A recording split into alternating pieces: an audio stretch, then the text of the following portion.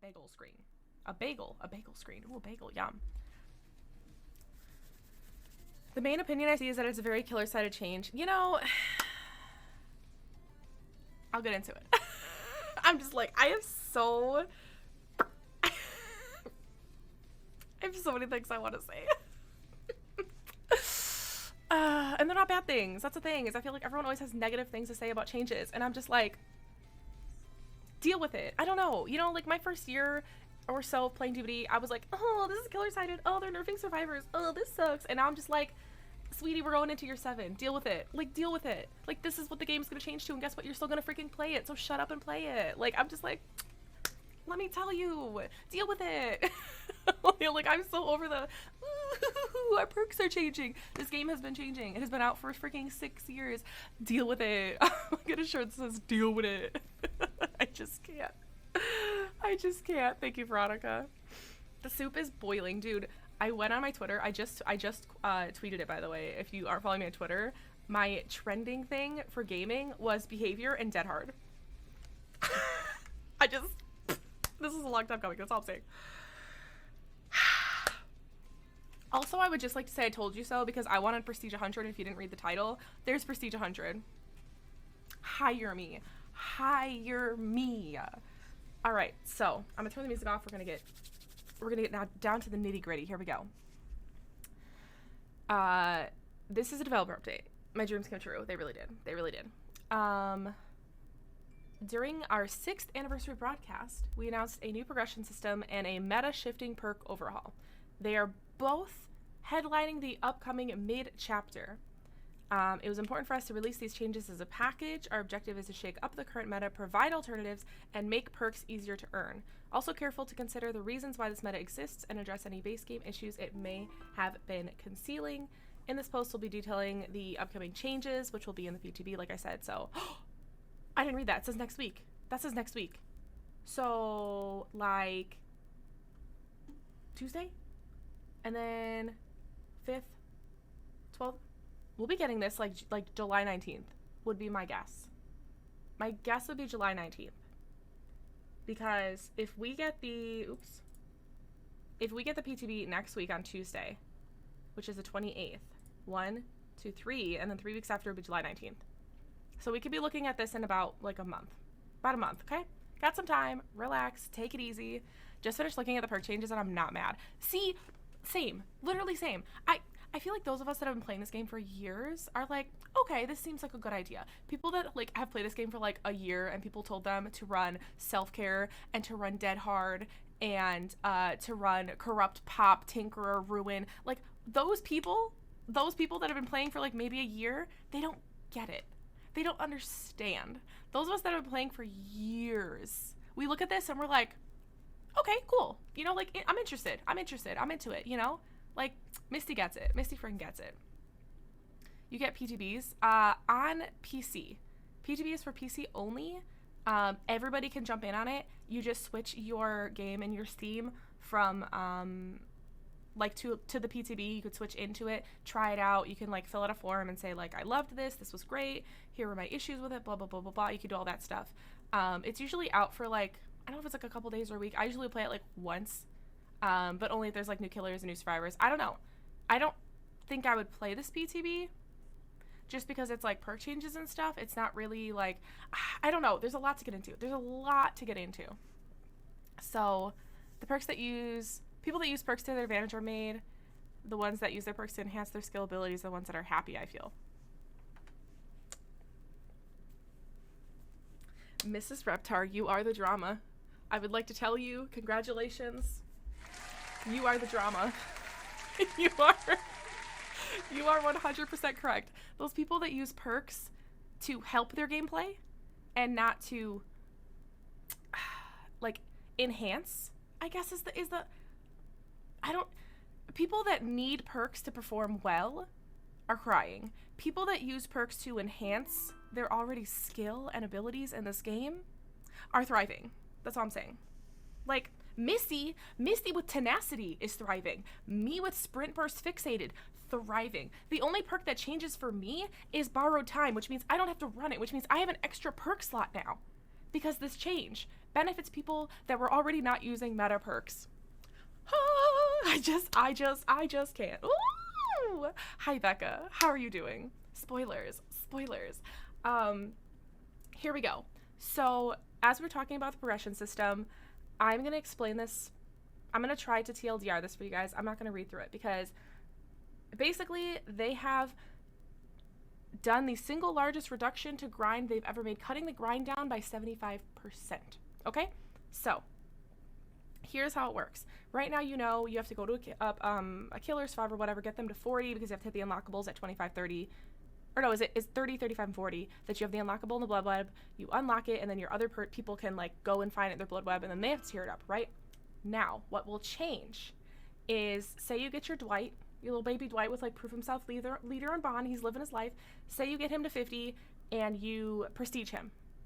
Now, once he is prestiged, you have unlocked all his perks as tier 1 perks for the rest of your survivors. You don't have to go in your blood web and get them. They're instantly, like, you can switch over to your Kate and you will see bond, leader, and prove thyself in your perk options. But they will be tier 1. If you go back to your little baby Dwight and you get him to P2, guess what?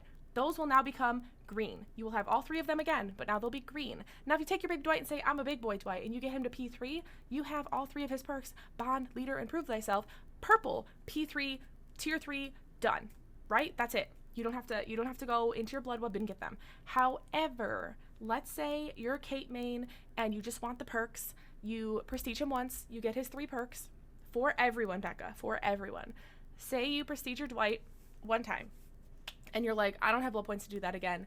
Oh my God, that was exhausting. It's so cool though, because I get to keep everything that he had. I don't lose all my items. I don't lose all my perks. I don't lose all my offerings. I don't lose anything on baby Dwight. I keep it all. I get to keep everything. I don't lose the perks. This is great.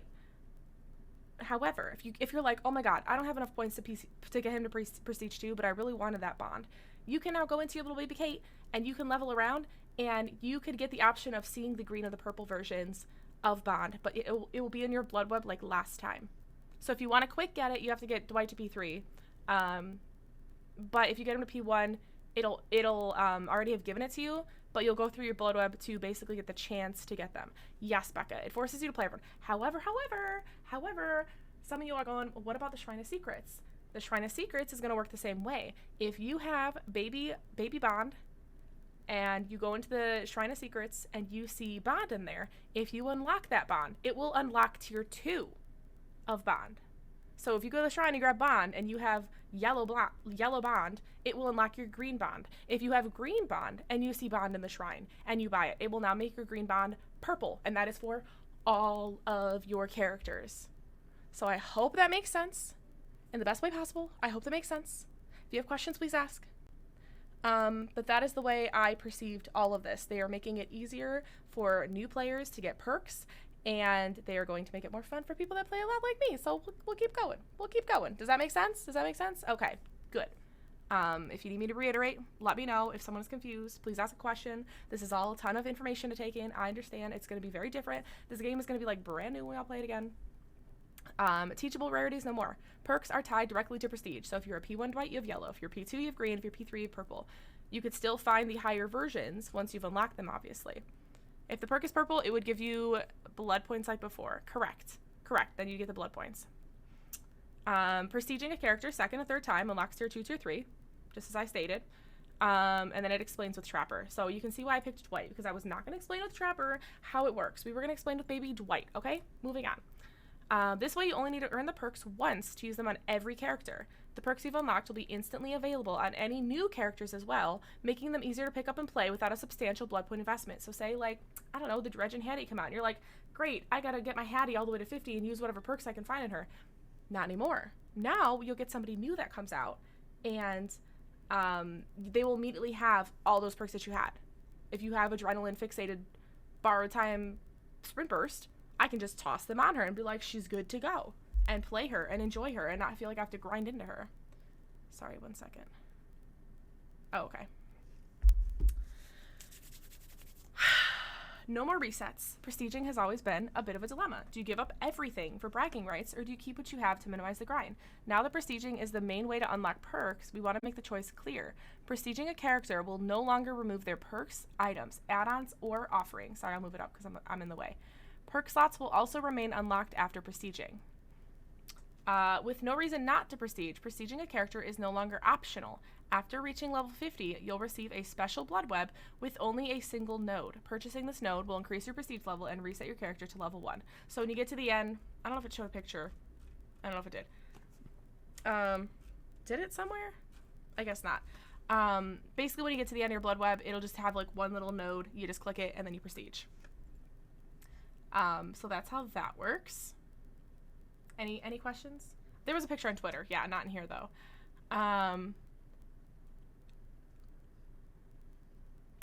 Any questions on that? Any questions? Any hands raised?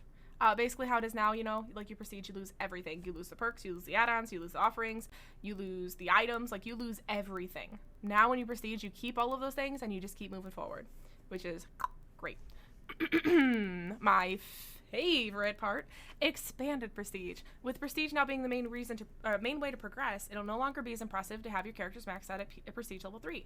It only made sense to have a new way to recognize our most committed players, so we've increased the prestige limit to, I'm sorry, what was that, Dead by Daylight?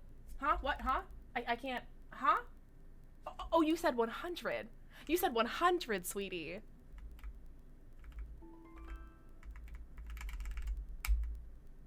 $100?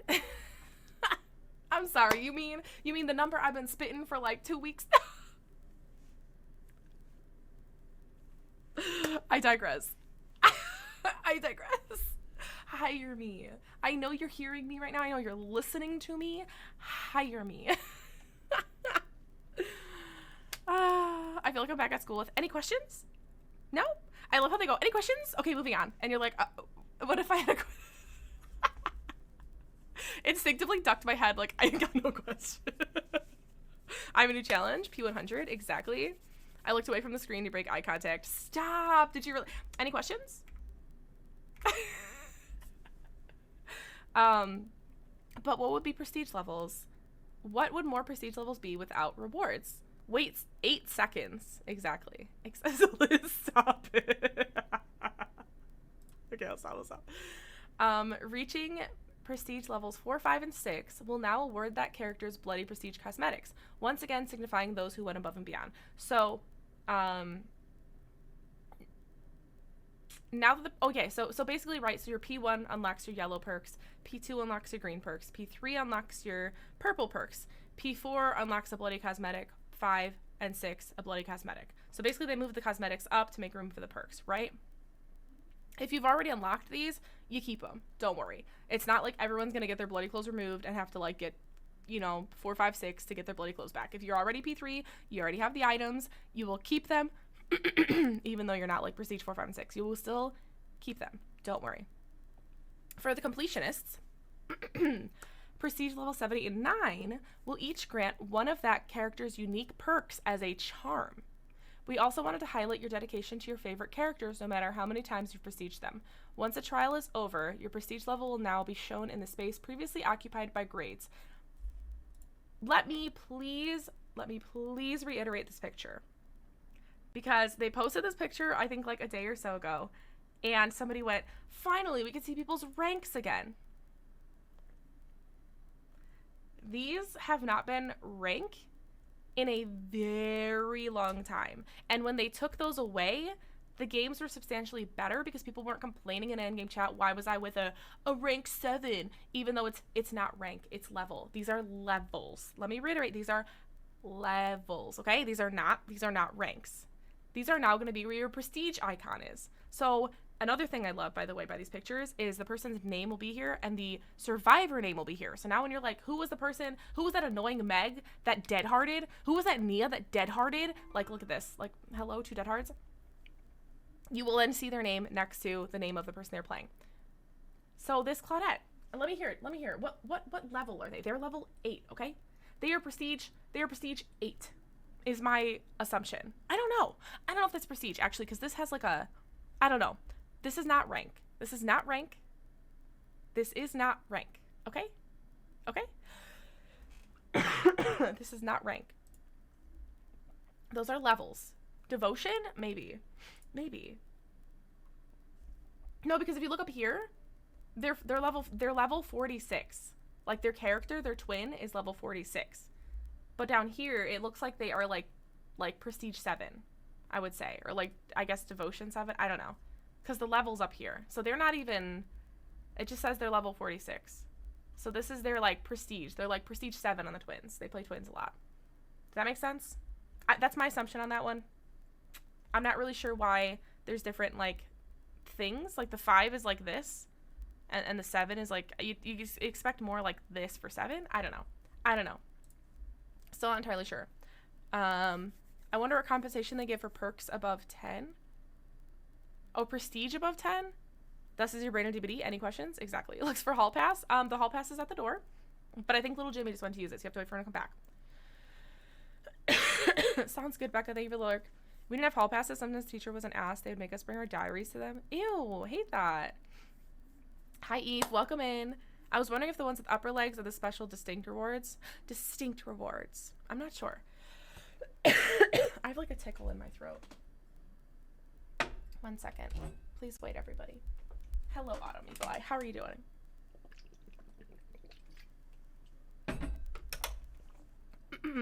Okay.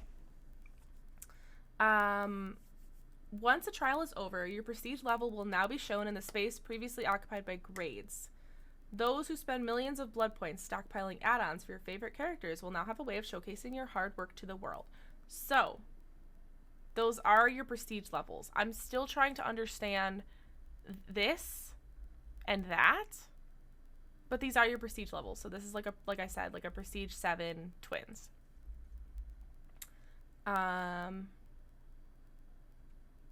They don't really explain about the icons, like about the, I'm not sure. We'll get into that. Shrine of Secrets, as I explained, it will make a tier 1 version of it immediately available, much like Prestige. Subsequent tiers will also begin appearing in the blood webs.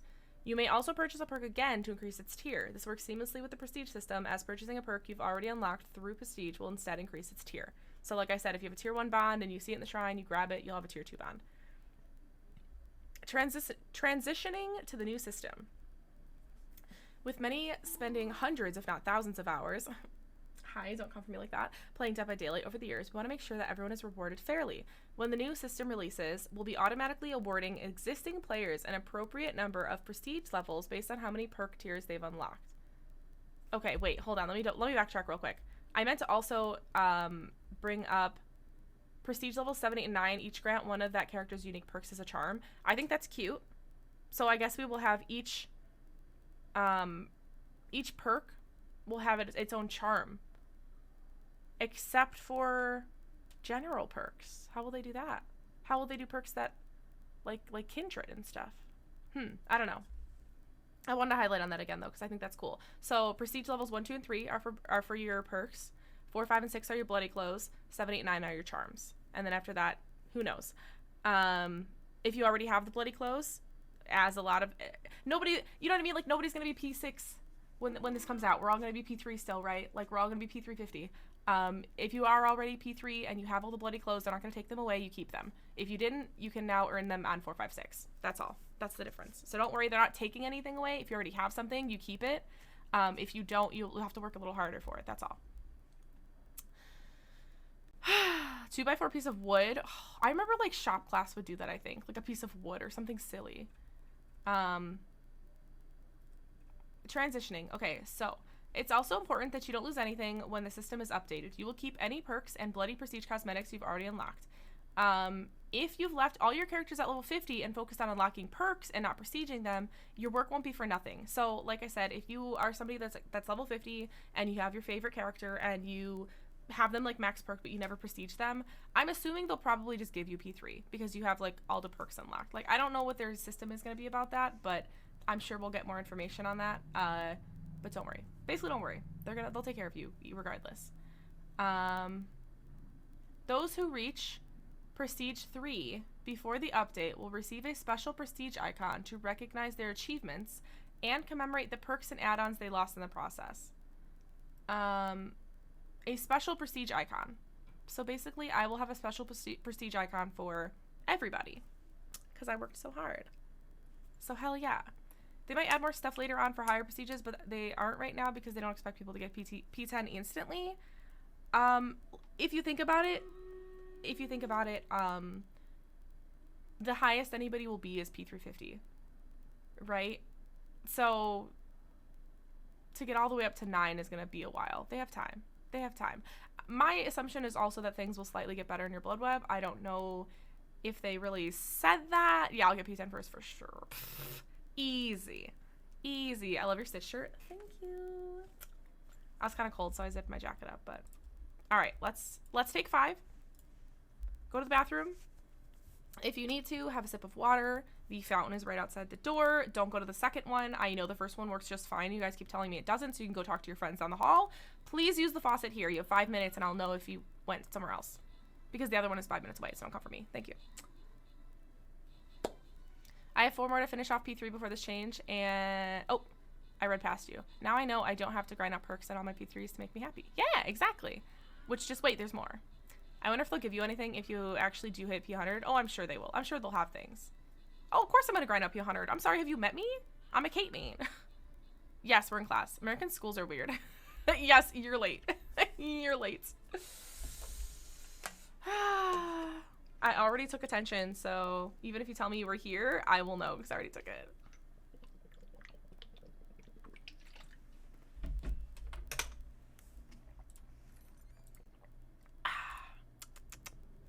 Doing good. How are you, Jinx? You're tardy. Go to the office. You're tardy. You're late. Shout out to when I was going to be a school teacher and then I traded it for math. Dude, I would have been a great teacher, but also, like, the boys would have probably hit on me, and I'm not a fan of that. Which, speaking of, I was, like, walking in the mall today, and some guy was like, you're fine as hell, and I was like... I just kept walking. I, like, pretended I didn't hear him. I'm like, I'm just gonna keep walking, and, like, please don't touch me or talk to me or goodbye. Like, goodbye. Literally goodbye. I'm gonna be a school teacher. Yeah, I was planning on it, and both of my aunts are, and they were like, are you sure? And I was like, yeah. And they were like, okay. And then I didn't, so good call, aunts. Good call. Okay, that's the bell. Hope you're back in your seats. Transitioning to the new system. Matchmaking incentives. Let me just say. Oh, that's the second bell. That means you're 30 seconds late. Get your ass in your seat. Thank you. My aunt's a preschool teacher. Another thing I've talked about for the longest time was incentivizing people going to the opposite side to make the queues better. Because they can't fix the queues. It has nothing to do with their side. I'm getting PTSD, I'm sorry. And everything to do with people not playing on the right sides. We need more people. Good job, Eve. Good job. Like, if there's just not enough killers on that has, like, when people would blame Dub and Alien and be like, oh, your queue times are so long. It's like, that's not their fault. The fault is that nobody's playing the opposite side, so you have nobody to play against. So, let me bring you into matchmaking incentives. Matchmaking's been a major focus. We're maintaining that throughout year 7. Chief among them is the distribution of people playing each role. If there's simply not enough people queuing for one role, the matchmaker's ability to create quality matches suffers.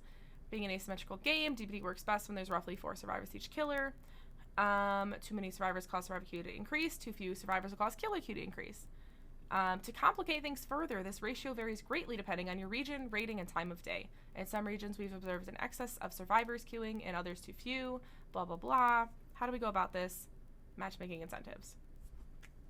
Whenever the number of killer to survivor differs too much from the ideal ratio, we will offer a blood point bonus to anyone who opts to play the needed role. The bonus ranges from 25% to 100% depending on the demand. So if they really need killers, there's like no killers on, they'll offer you 100% blood points. If it's like getting kind of bad, they might kind of slowly incentivize. Which, let me just, what is the word? Foreshadow. Let me just foreshadow. You're gonna want these blood points. That's all. I'm just you're gonna need blood points. Bonuses will be shown on the main menu besides each role's play button as well as the ready button. So you don't have to go back out of your like survivor killer side to like check if you're like, it'll show probably by the ready button when you ready up to play that it'll say like, oh, you'll get more points if you play killer right now. You'll get more points if you play survivor right now. These bonuses double as an indicator of which role currently has the fastest queue times as well. So if you're like, I just want to play the game, I don't care, I'll play either or, and it shows like a 25% increase on killer, obviously if you pop into killer, you're going to get a quicker queue. So it'll kind of also, it'll also tell you that your farts stink.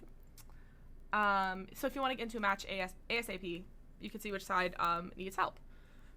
Matchmaking incentives are unique to you and dependent on your matchmaking ratings and region. You may see a bonus for playing killer while your friend sees one for survivor based on where they are and their matchmaking rating, their hidden MMR, right? Like if my MMR is at, I don't know the numbers, but I'm just gonna make them up. If my MMR is at 10 and my friend's MMR is at 1, they might have quick queue times for survivor and I might have quick queue times for killer. Like we won't have the same thing because just because we both live in Chicago, for example, I'm looking for more skilled killers and they're looking for less skilled killers, which there may be more of and less of for me. So there you go. Yeah, Jinx, like, I don't know how many changes of pants you've brought this week, but that's your third pair. You might want to go to the bathroom. You're disgusting. Talk to your parents and maybe see your doctor. Thank you. How's Chicago? It's great. The blood point bonus on top of flan. Veronica, wait, just wait. Around like 1 to 2 a.m. when nobody's on. Exactly. Gives Jinx the stink. As long as you give the stinky face, don't give the stinky poots, okay? 12? Don't see me after class. Go home after class, please. Just go home and take those nasty pairs with you. Like, you can't just keep putting them in your cubby. The cubby smells, and Eve's cubby's right above you. And she's tired of it too. Shh! Misty, we've talked about this. You can't just yell when you're excited, okay? Please wait. Please wait. Raise your hand before you scream at me. Thank you. I'm always going to be ready for anything on my cubby. I've called home, trust me. Guess what? They don't answer. I also hear them ripping ass behind the phone too. Yesterday that I wish they would have done the double blood points during the masquerade and my wish came true. Spoilers! Spoilers! Just wait. Playing in a group can also net you a bonus. Zalin, I've told you for the 5th time, this is not drama class. This is English class. I understand you're studying for your new little theater act, okay? But not in here. Okay, thank you. Playing in a group could also net you a bonus if survivors are needed at the time. However, this will only apply... Veronica.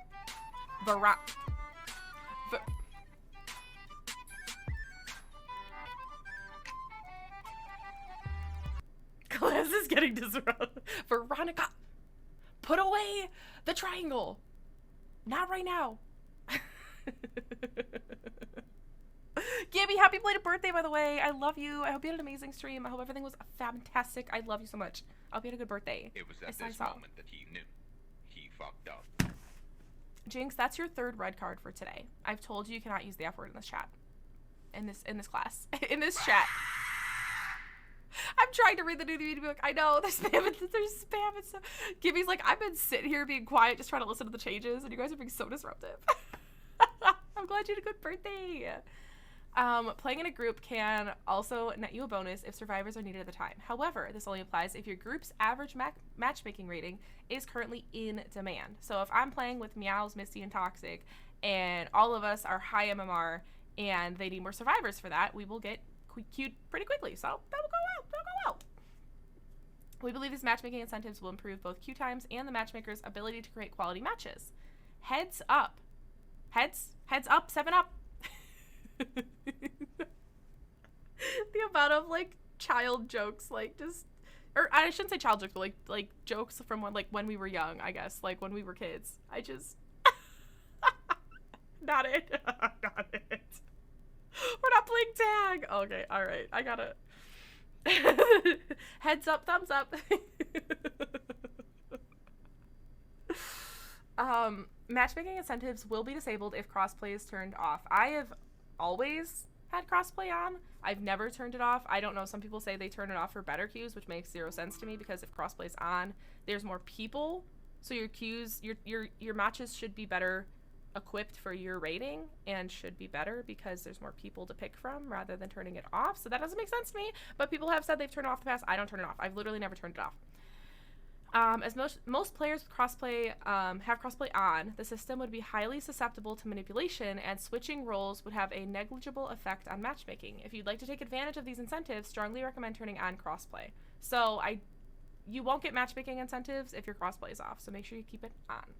Heads down, thumbs up. Red light, green light. Deadly tag. Oh no. All right.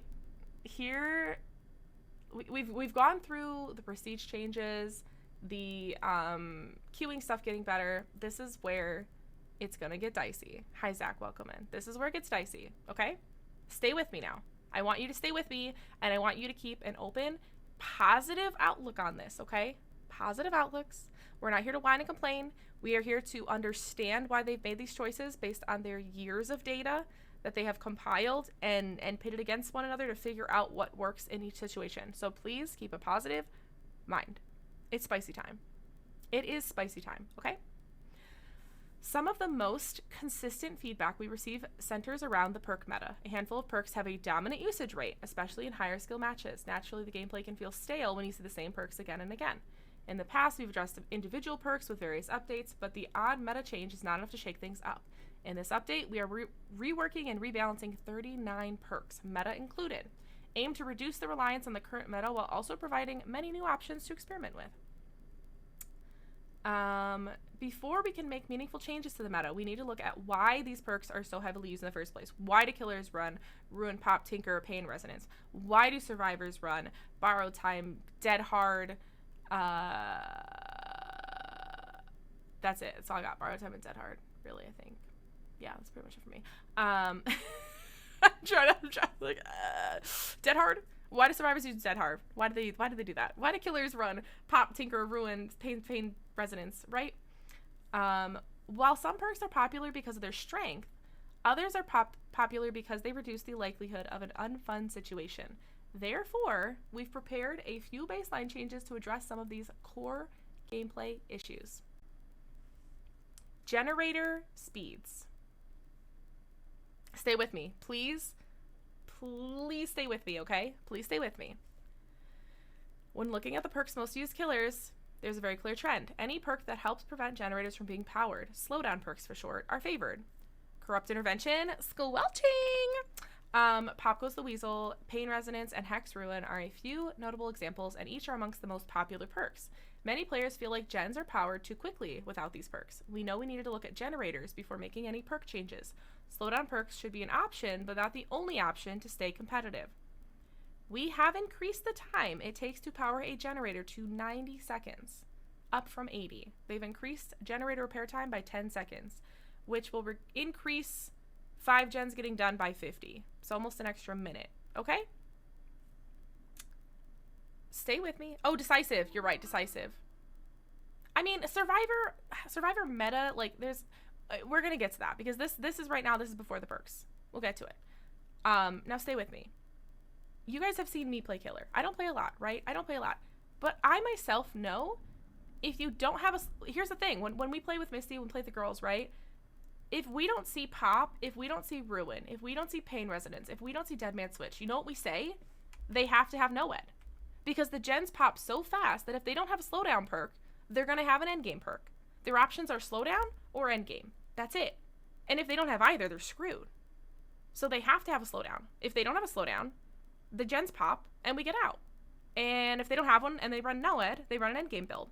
So as survivors, we also know this, that you look for the slowdowns because you know they have to have one.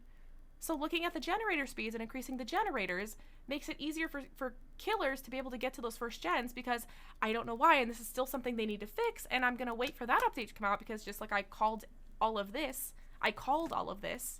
the next thing they're going to do is finally fix the fact that all of us spawn together, even without bringing a Shroud of Union. I guess we'll see. But that's also an issue, is that everybody spawns together, jumps on the first gen they see, and the gen gets finished before the killer gets there. So, like, that needs to be addressed too. If you want to go here, you also have to figure out how to spawn the killer, not in front of somebody's face, but also spawn everybody separate, so that not everybody's on the same gen and the killer can get there in time. So, didn't used to be an issue till recently. I feel like it's been like that for like years. Like, I feel like there was one update where just everyone kept spawning together, and I was like, why does this keep happening? And then it just became our normal. So I think it was their way of making it so the killer doesn't spawn next to a survivor, but they still can't figure out where to spawn the killer and where to spawn 4 different people that also aren't next to the killer. Like, I think they're still working on that, which, like, fair. It's kind of hard to do that, but I don't know. Yeah. Hi, Comet. Welcome in. You right, Gibby. You right. Many players feel like generators are powered too quickly. We knew we needed to look at generators. Slowdown perks should be an option. Okay.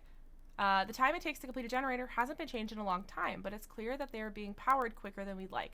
By slowing them down slightly, we'd hope to give killers a bigger window to interrupt survivors, particularly at the beginning of a trial. When everybody spawns together and the gen pops, the killer can't do anything about it. So there you go. And sometimes you still do spawn next to the killer, so, like, they're still working on that part, I guess. Second, kicking a gen will now instantly remove 2.5% of the maximum progress. So I would like to take a moment of silence to remember those moments that I have walked up behind a killer and tapped the gen immediately after they break it to stop it from regressing, because that will be a thing of the past, because now if I do that, they'll break it again and it'll slowly just go down. So let's take a moment of silence for those fixated moments that we've snuck up behind the killer and tapped the gen. Because she's gone. She's gone. We can't do that anymore. Can't do that anymore. Which, fair. If you think about it, it's not really fair to a killer that they, like, break a gen and then they have to come back and break it again. Like, it just... A lot of people don't stop to break gens at this point because they're like, that time isn't worth it to break the gen. Like, the kick wasn't really doing much for them. So I think this is fair. The whole point is, like, killers should want to break the gens. And when they look at it and they're like, well, that's going to finish even if I kick it. Now, if they tap it and they keep kicking it, like, you're going to keep losing progress. So, unless you have pop. Unless you have pop, a lot of killers don't touch the gens. Correct. Exactly. Killers don't touch gens anymore. They rely on pop. They rely on ruin. They rely on surge. They rely on pain resonance. They rely on all these perks that break the gen for them, because of them going and breaking the gen wastes too much time for them. So, think of it that way as well, right? This change makes kicking generators more meaningful, even if a survivor stops it from regressing shortly after, aka me. Additionally, survivors must now decide whether they should tap a gen to prevent regression, as this allows the killer to kick it again and knock off even more progress. With these two changes, we hope to reduce the reliance on passive slowdown mechanics and promote increased interaction between killers and survivors. They want killers to break the gens, as they should be doing, instead of relying on these perks to do it for them, because they don't have the time to do it because they're running out of time to slow us down. Exactly, Mrs. Reptar. So again, like I said, stay with me. If you think of the big picture and how we've been playing this game for a while, these changes make sense. They literally make sense. Like, I hope I hope in the best way possible I've explained how they make sense based on what I just said. If there's some confusion, we could talk about it, but hopefully you can kind of understand where I'm coming from.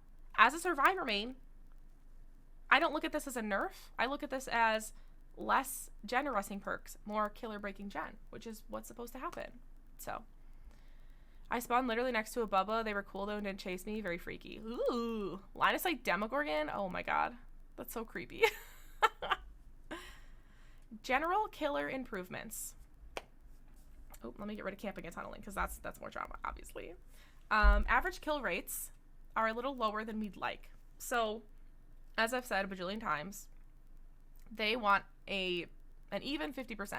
Every game should be like 2 get out, 2 die. That's like their perfect game scenario. Is that like 2 die and 2 get out. You're not supposed to always have everyone get out. You're not supposed to get 4Ks. You're supposed to get like a 2-2. It's apparently a little lower than they've wanted, which means too many people are escaping, basically. To ensure the killer feels like an unstoppable force to be feared, they're going to make slight improvements to killer gameplay. So they've reduced the time it takes to break walls and pallets by 10%. So it used to take them 2.6 seconds. It'll now be 2.34 seconds. So a lot of killers will bring Brutal to quick break things, and you may see less of Brutal now because they have it built into their kit now that they can do things a little bit faster. Generators will also be kicked 10% faster, which used to be 2 seconds, now 1.8. These are very mild changes, but it's going to help the killer feel like those things that they couldn't do in the past, like, oh, that's going to take too long. Now they'll feel like they have time to do those things. which is what they should be doing. They should be breaking walls. They should be breaking pallets.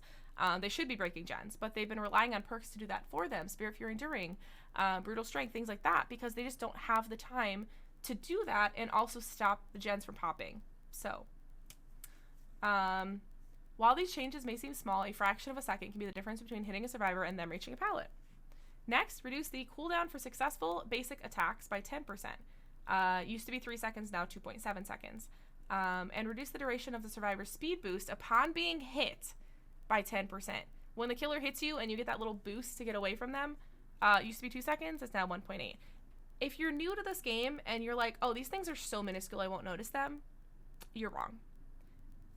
These are by far, in my opinion, the most important of the update.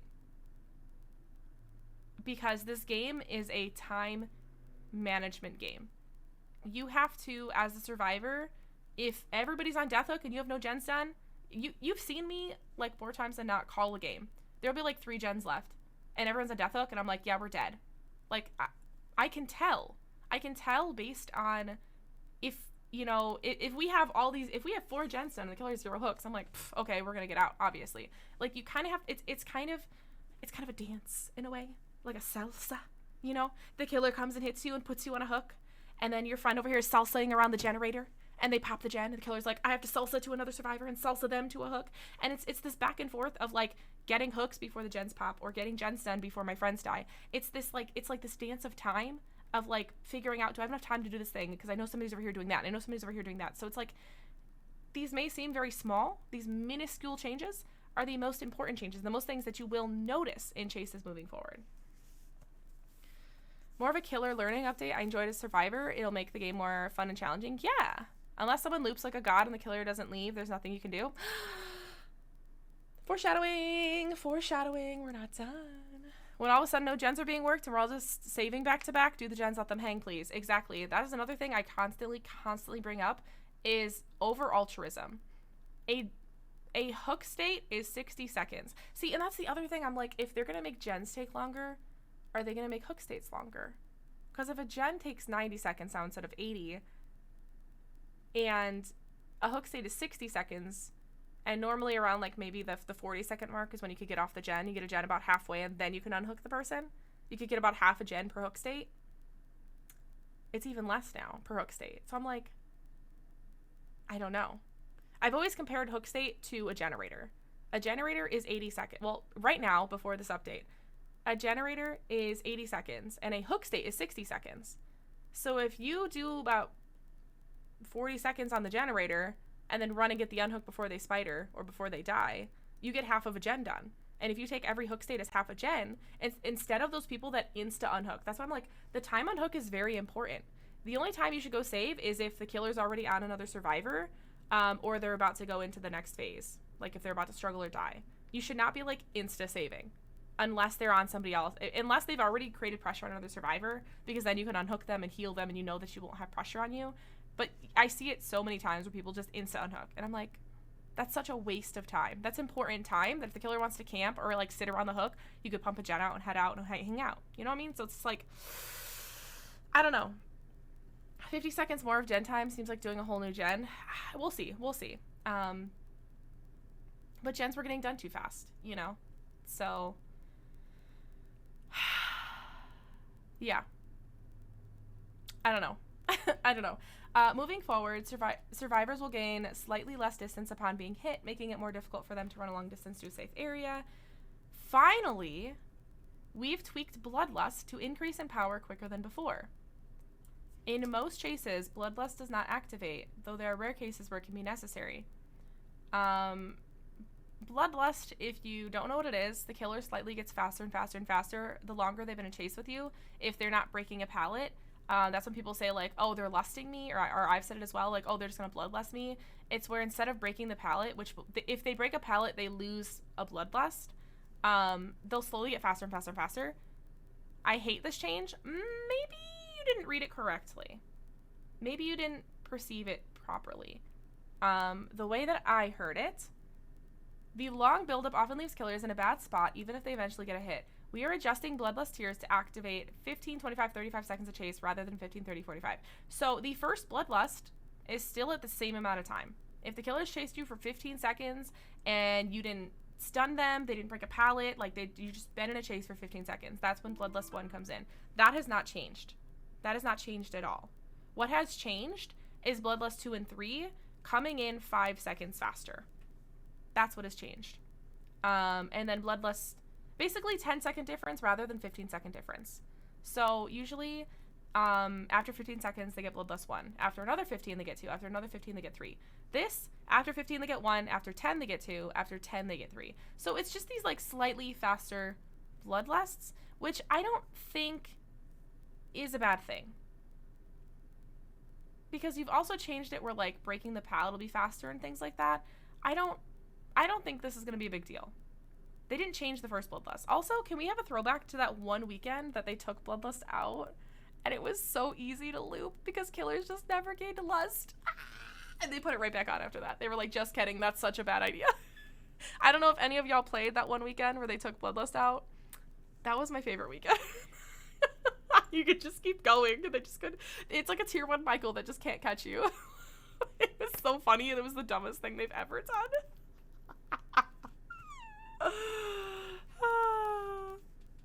I still feel like Bloodlust is the dumbest mechanic in the game if a loop is unbalanced, giving you a speed boost so you can help catch the survivor just after wasting all day on that loop doesn't really help. I mean, my thing is always, like, break the pallet.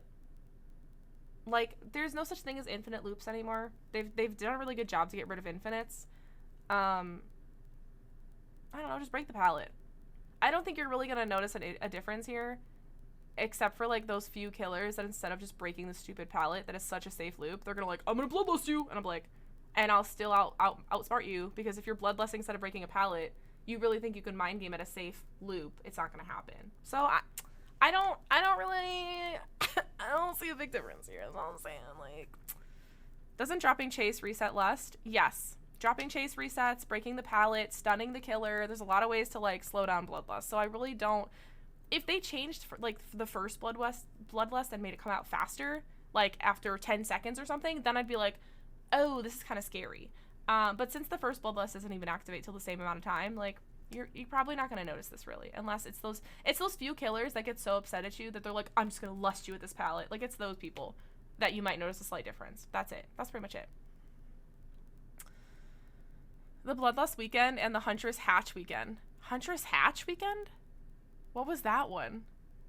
Welcome back, Becca. Killers will be more inclined to break pallets now since it's quicker. Exactly. That's what I'm saying. Is like they'll break pallets and gens faster. So like, this is just gonna be those few people that just like get so upset that they have like an ego thing against you. Like, you're not gonna really notice this. I rarely have trouble with it either side. Probably no change to my current lifestyle. Yeah, you'll be fine. Smash it, meta. Exactly, Jinx. That's what I'm saying. Those few killers that won't break a pallet because they're just like, I'm gonna mind game at this, and then they don't, and they don't, and they don't, and they finally break the pallet. Like, sorry, you had a little thing in your hair. You're not gonna really like notice this, so it'll be fine. Huntress hatchets when they changed the hatchet hitbox, were they like worse or better? I don't remember.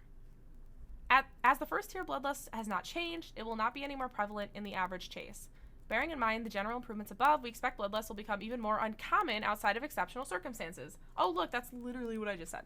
So, though slight, these changes will affect every killer and can have ramifications on the game. We'll be watching closely to ensure that nothing gets out of hand. This, I'm going to take a sip of water for this. This is what we have all been waiting for.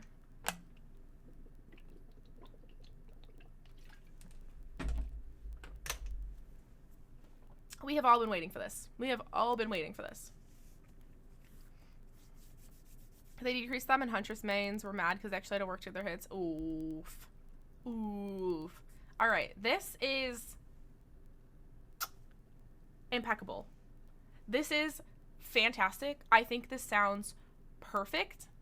I don't have any qualms. I don't have anything I would fix. I think this is freaking brilliant. Okay? On the survivor side, there's a clear preference for perks that grant a second chance, borrow time, decisive, dead hard, and perks of that nature help a survivor avoid certain death, leading to an extreme usage rate. A benefit of these second chance perks is how that they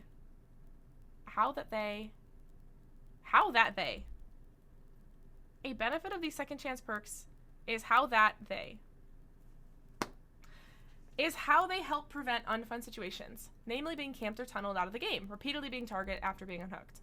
In order to incentivize a meaningful change to the meta, it was clear that we needed to address these controversial tactics. Second chance perks should be nice to have, not essential to ensuring enjoyable gameplay. You shouldn't have to bring borrowed time. You shouldn't have to bring decisive. You shouldn't have to bring dead hard to feel like if I don't bring these perks that I'm going to get camped and tunneled and I'm not going to have fun. It shouldn't feel like that. Somebody did not proofread.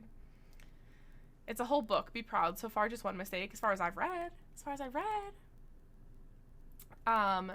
Moving forward, survivors will receive a 5-second endurance effect after being unhooked. This gives the unhooked survivor an opportunity to reach a nearby window or pallet, or for another survivor to position themselves for a protection hit. This is base game. This is not a perk. This is base game. Anytime you unhook somebody, that person gets a 5-second endurance effect after being unhooked. Base game. Additionally, we're not done. Additionally, the unhooked survivor will receive a 7% haste effect for 5 seconds. This will make them harder to catch and encourage killers to shift focus to the unhooking survivor. So when somebody unhooks, the person that is being taken off the hook has a 5-second endurance effect and 7% haste for those 5 seconds as well. So you're going to come off the hook with a safe hit and a sprint. Kind of like a free borrowed time. So the current borrowed time, I believe, is it 15 seconds? Does anyone know the exact timing on it? If I unhook my teammate with borrowed time, I think it's 15 seconds they have to get hit. No, we're not done. Don't worry. It's 12. It's 12 now. I remember they changed it at some point. 12. So when I unhook a teammate or something, they have 12 seconds. That if they get hit within those 12 seconds, it's a protection hit, right? Like they get like a safe. They get put in the endurance effect. So this is 5 seconds. So my immediate thought, and I don't know if your brains go here as well, I immediately think of like unhooking in the basement with Bubba. As if you don't have borrowed time and you don't have some cool fixated sprint burst move that you can pull off, you're both just dead regardless. Y'all, we're not done. I know your next thought. Is then, well, what's the point of borrowed time then? I know, we'll get there. Let's stay on track. We'll stay on track. We'll get there. Because obviously they obviously will get there, okay? Yes, correct. Borrowed time is going to have a change as well. So we'll see that. It is soon to come. Right, everything that you guys are saying is also in here, so don't worry. They didn't like just be like, have a built-in borrowed time. Oh, we don't know what to do with the perk now. Like they'll talk about it. Don't worry. Basement, the death sentence with some killers, exactly. So now if you unhook somebody, they receive a 5-second endurance and a 7% haste for those 5 seconds. So it's going to entice the killer to go after the person that unhooked, right? Both effects will be canceled prematurely if the unhooked survivor performs what we now call a conspicuous action. So if you're unhooking your teammate and they're right next to a generator and they pop onto the generator, that will be canceled. Both of those effects canceled. If, other than being chased, obviously, if you're repairing a gen, if you heal yourself, if you cleanse or bless a totem, if you sabo a hook, if you unhook others, if you open exit, basically if you do anything that keeps the game rolling in those 5 seconds, those things cancel immediately. Also, like, immediately canceled. So I think this is fair. What are your thoughts? I'll run the Stream Raiders battle. I think this is perfect. I think 5 seconds is perfect. I think anything more people could take advantage of. Anything less, killers could just stand there and wait. When I first read the 5 seconds, I was like, killers will count to 5 because they already count to 12. They already count to 15. They already count to 60 for decisive. They're going to count to 5 and wait. But the haste, I think the haste is what it needs. Because if the killer is going to wait those 5 seconds and then also try to hit you, it gives chance for your friends to get in the way, and it gives you haste. 5 seconds to run. Get the hell away. I think it's perfect. I think it's absolutely perfect. Less farmers? True. I guess there's, like, literally no such thing as farming now. Because everyone has built-in borrowed. Basically trying to get killers not to tunnel and camp. Exactly. I think it's a good start. People already wait out BT 5 seconds to use the speed boost. Yeah, without the speed boost, I would be like, but with speed boost, perfect. It shouldn't be something that we take advantage of, just something to stop the tunneling. And, which means we don't have to now run those perks. Like, I don't have to be like, oh, I have to run borrowed time because I don't want my teammates to get tunneled. I don't want my teammates to get camped. Like, I have to run this perk to help them. Now we don't have to worry about that. Now, every person that gets unhooked doesn't have to worry about being tunneled, doesn't have to worry about bringing decisive, bringing all these second chance perks, right? With these base changes, we hope survivors can switch up their perk loadouts without fear that camping and tunneling will cut their next match short. Hoping for a game-wide production for coming off the hook? Yeah, we've all been hoping for a while. Reading again now makes me see all the changes being little, but there's a lot. PTB should be spicy. Yeah. So, what you have all been waiting for, the meta perk changes. Let me take a sip of water because we're going to get into it. We are going to get into it. All right, for this update, perk changes fall into one of two categories. Meta perks that are used too often and non-meta that serve a similar purpose but aren't used as much. Just do it! Make your dreams come true! Okay, are you done yelling at me? We understand that many of you have grown attached to your favorite perks and loadouts. Unfortunately, shaking up the meta inevitably leads to a few changes. Rest assured, our goal is to provide alternatives that align with your preferred playstyle while widening the scope to include more viable perk options. What are Dead by Daylight's meta perks, you might add?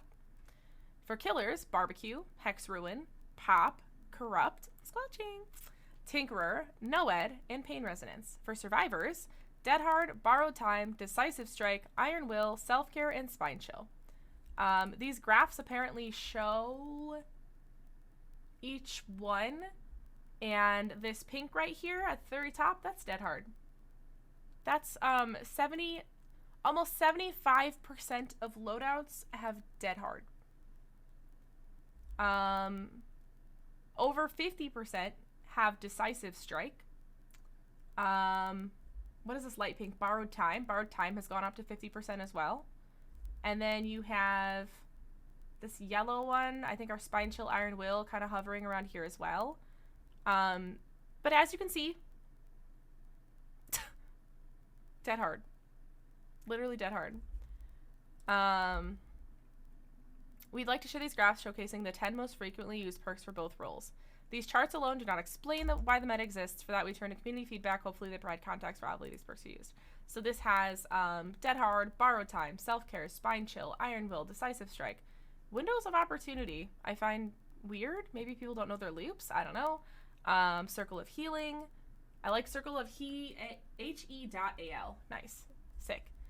Kindred, Adrenaline, Unbreakable, and Sprint Burst. I don't know which one is Sprint Burst.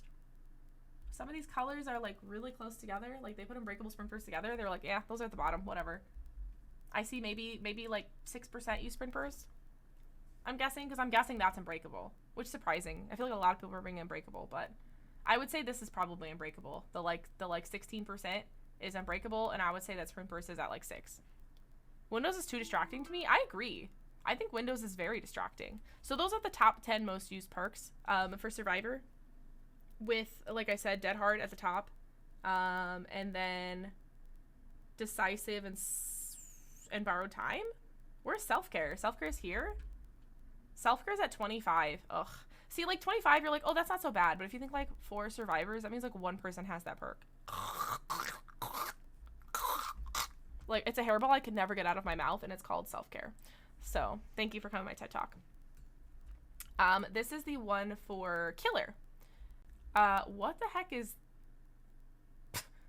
Whatever this is.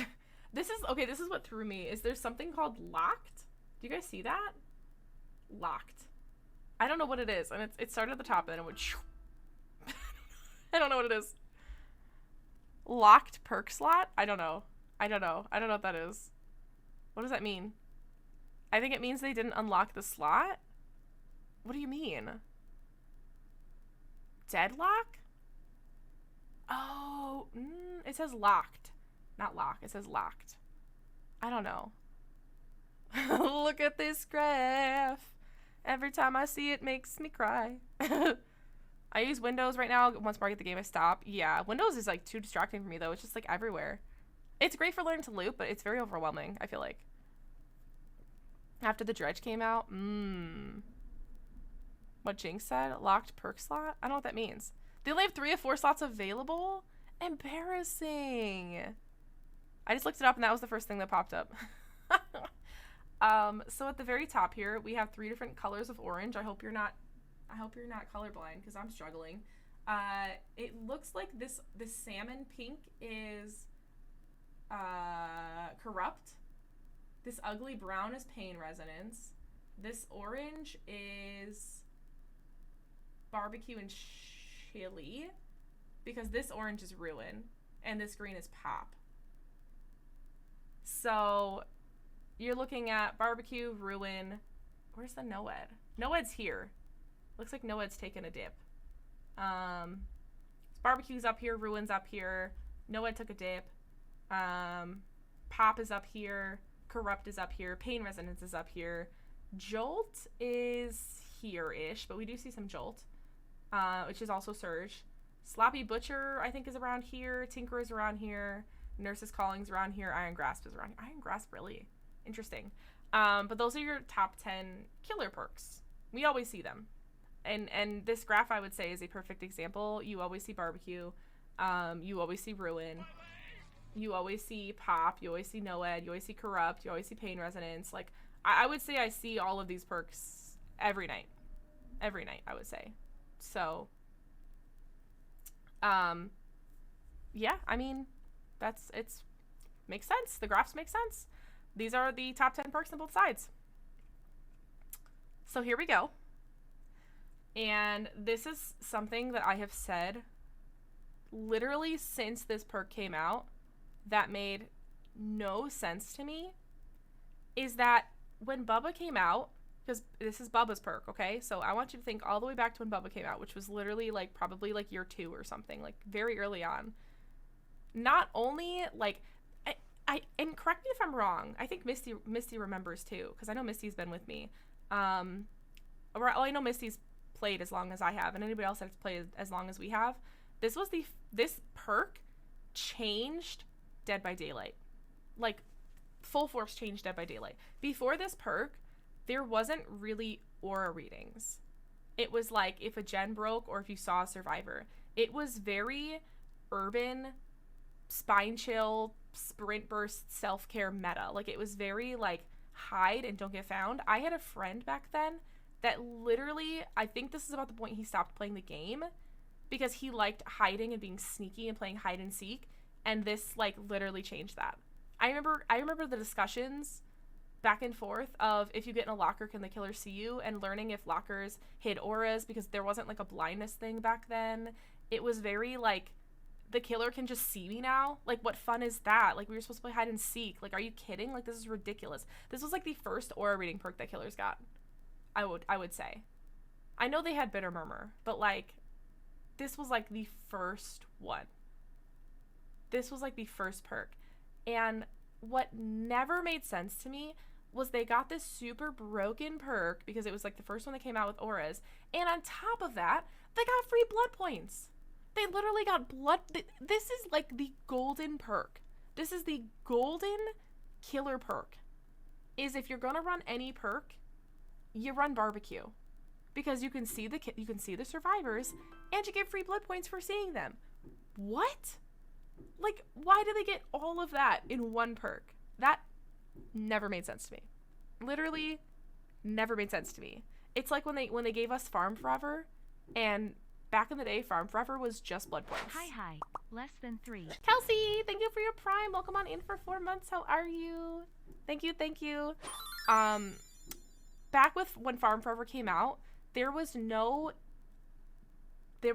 to it other than like safe unhooks gave you stacks. There wasn't quick healing off the ground. There was nothing. It was just blood points, which is why I call it Farm Forever, because it was literally just that, is you would bring borrowed time, which would guarantee you a safe unhook, and you would farm your teammates to get blood points. And I was like, this is the stupidest perk, because it just gives you blood points. Like, it is a selfish perk, and people farm people for it, and I would literally not play with people that ran it, because I was like, you're literally running it to farm me. I'm not blood points. I'm a person, and if you're going to ruin my game experience because you want blood points, like, go find somebody else. Like, I hated it. I 100% hated it. And I found it so unfair that we got like a blood point perk and they got an aura reading blood point perk. I was like, do we get an aura reading blood point perk? Do we get to see the killer when a gen pops or something and get blood points? Like, why do they get such a golden perk? Such a golden perk? I'm like throwing things, throwing my friggin' ridiculous. So guess what they did? Guess what they finally freaking did? This perk is incredibly popular, not because it's particularly powerful, but because of the huge amount of blood points it provides. Choosing to go into a match without it massively slows your progression. We do not want blood points to be the driving factor behind perk choices, so we will be removing the blood point bonus. While we understand this change may seem shocking, please keep in mind this update reduces the grind by about 75%, with matchmaking incentives providing additional avenue for blood points.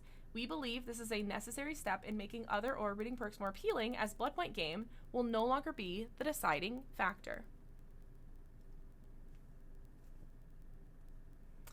I think the perk should have came out like this to start. I 100% think it should have came out like this to start. This is DBD 101 with Professor Liz. Yes. If you have any questions, please raise your hand. New Farm Forever seems fun. We'll get there. Spoilers, we'll get there. Farm Forever users want only one thing, and it's sick. Exactly. Now some of you are like, my blood points, how will I level? Well, I would ask you to please take your, I know you're listening to me on a podcast right now, and please scroll back to the 20-minute marker where we talk about the new prestige system and how the grind has been reduced by 75%. And how you don't lose anything when you level your characters now. When you prestige your characters, you keep all the perks that you've already unlocked on them. So I'd like you to go back into Mark 20 and listen to that before going, oh my god, I need blood points to level. Okay. Thank you. If killers will use it as much, probably not. It's the same way that I tack on borrowed time is the same way that killers tack on barbecue. I never play without borrowed time. Killers never play without barbecue. It is expected. It is assumed. It is assumed every game a killer has barbecue. Why wouldn't they? Extra blood points, and they could see us. If they don't have it, it's because they didn't unlock it yet. So, I'm excited. I'm excited and I'm scared. Because if they don't run barbecue, what the hell are they running? I'm scared. I think this is great, though. I think this is absolutely brilliant.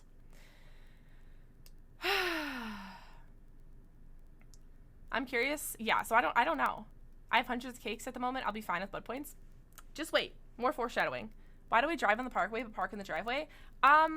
Because that's what we were told growing up. And somebody named it those things because they're a jerk. They were super drunk at the time, and they did that to us, and that's their own fault. So, All right, so Ruin. A massive part of Hex Ruin's appeal is not having to stop and kick generators, as well as the ability to passively regress them from a distance. These aspects make Ruin a unique slowdown perk. We're not looking to change them. To bring Ruin in line with other perks, we are reducing the regression to 100 from 200. Can we have a throwback to when it used to be 100? If I'm not mistaken, didn't Ruin just used to be 100? And then they boosted it to 200? So now it's back to 100. But also, this will reduce its power without destroying its primary appeal. This is my favorite part, and I think this is the most important part to take in. After a survivor is killed, Hex Ruin will automatically deactivate. Soak that part in. I think you need to soak that part in. For those moments that you spend looking for Ruin the entire game, and all your teammates are dying, and you're like, guys, we have to find this Ruin. The second somebody dies, it's going to deactivate. So once you've lost somebody, they're like, okay, we've done enough. It's done enough. Killer's down a kill. The killer has a kill. Okay, that's enough Ruin. I think this is a fair change. There are those times that you can literally never find the totem, and you spend the entire game. And like, there's times where I'm like, I know I'm gonna lose, but I want to find the stupid totem. Vote someone off the island. Oh my god. Sorry for the anxiety, Gibby. So many Ruin has had so many hairstyles. I know. Just sacrifice a teammate. I think that's very important though, because sometimes Ruin just keeps going, and it's so frustrating because you can never find it. Sandbag my teammates to get them down to get rid of Ruin. Yeah, but also throw back to like every single time I bring up the fact of, even if my teammates are idiots, it's better that more of us are alive because they can at least be a distraction. The less people are alive, the less chance you're getting out. You need those 4 survivors alive as long as humanly possible. Even if they're not doing anything, even if they're AFK, like, keep having that person around is just an extra distraction. So I think that's a very important thing, though. So I'm excited about that. Pop, after hooking a survivor, the next generator, you lose 25% of total progress. That's how pop works. Now, this one took me a couple seconds to read because I wasn't understanding it at first. Given that they're going to change the kicking of the generator, right? Now when they kick a gen, it removes 2.5% progress. We decided to tone down some of the numbers to compensate. This perk will now remove 20% of the generator's current progress. So if the gen is at almost 100, it'll take the 20, it'll pop it down to 80. If the gen is at 40, it's going to take what, like 7% or something. It'll take, you understand what I'm saying? It'll take a fifth of whatever progress is on that gen. If you touched a gen and it's like 10%, this is going to do practically nothing to it. It's got more of an exponential thing to it. So if a gen is almost done, it's not going to feel like you can't do anything. And if a gen is barely worked, it's not going to be as like detrimental. It's not going to be like your 25% gen now has nothing. So I think, thank you, Chad. I was just spitballing, exponential damage. I think this is awesome. I think this is great. That's how that should feel. It shouldn't feel like you just started a gen and you're like, guess I'll start all over. You know what I mean? But it also shouldn't feel like you have a gen almost done and you could just break it and finish it. So this change will make pop very effective against gens that are nearly done, but weaker against those with smaller amount of progress.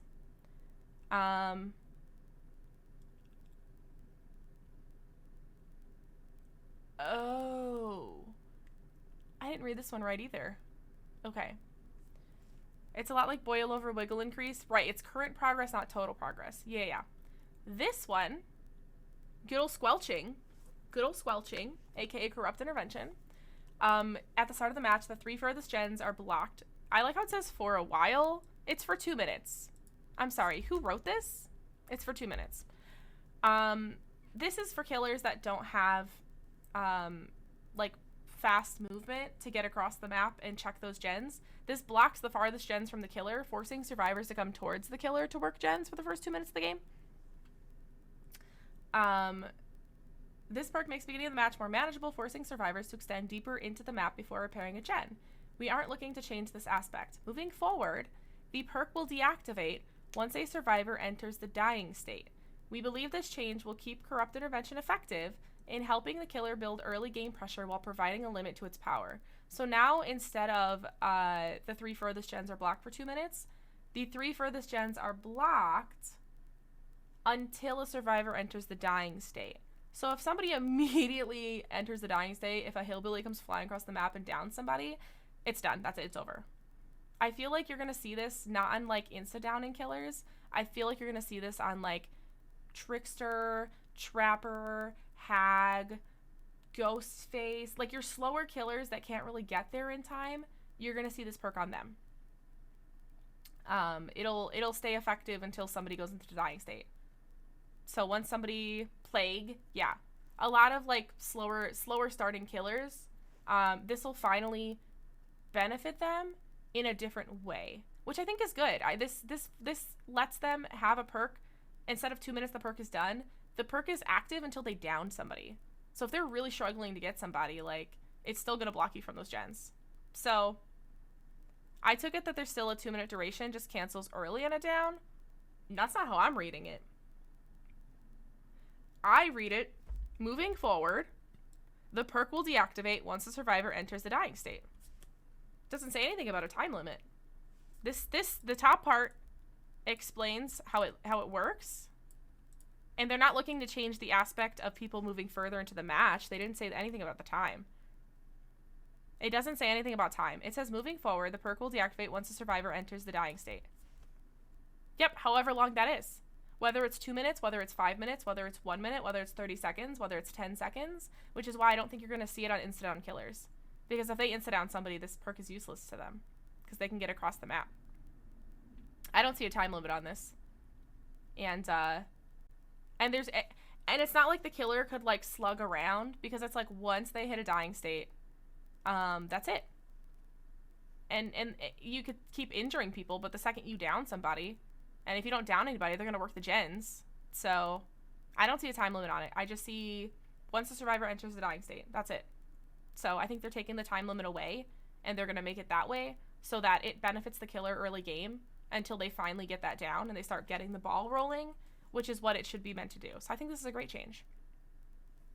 The problem is DBD always has non-specific wording, like there's no clarification for tons of these changes. It's hard. It's hard to be as descriptive as possible with like 40 different perks they're going through. So, in before gen defend or meme builds where you keep corrupt up and go back and forth between the others, it blocks, oh shoot, it blocks 3 gens.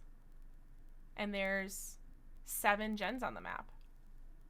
And you have to do 5 of them. Ew. I didn't think about that. That's a problem.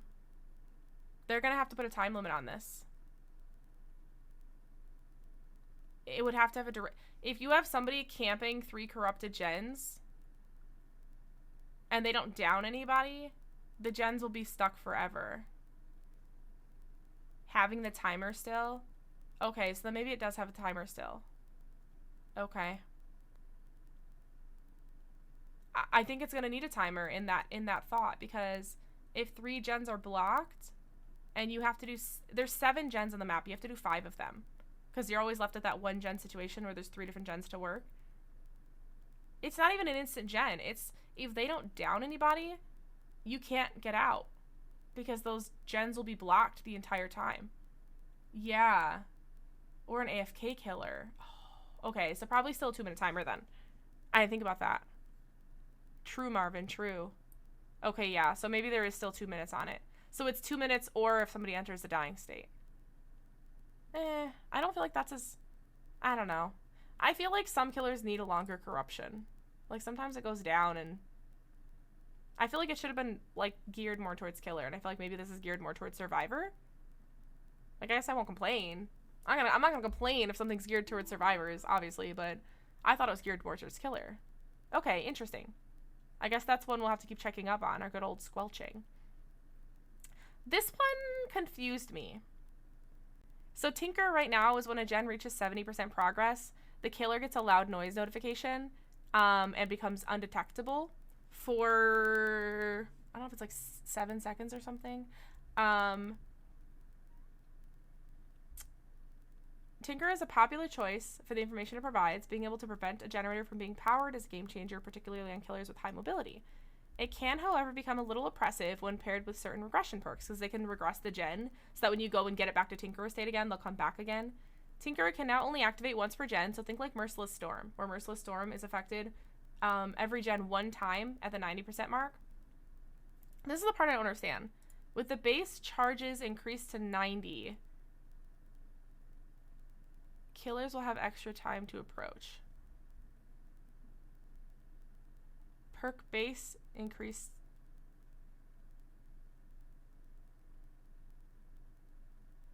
What?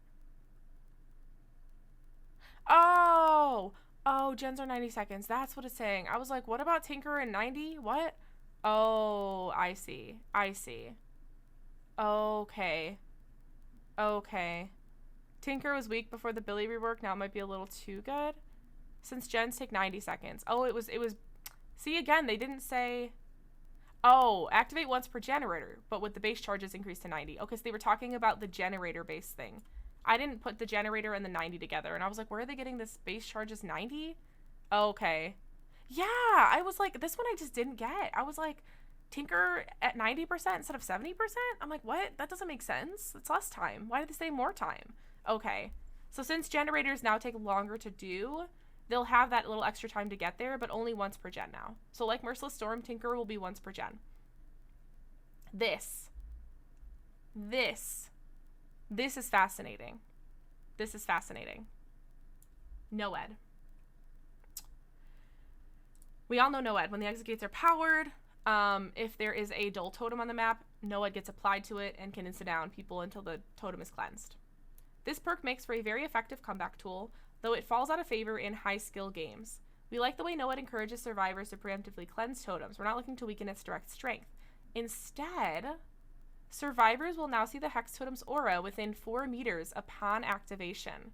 This range increases to 24 meters over the course of 30 seconds.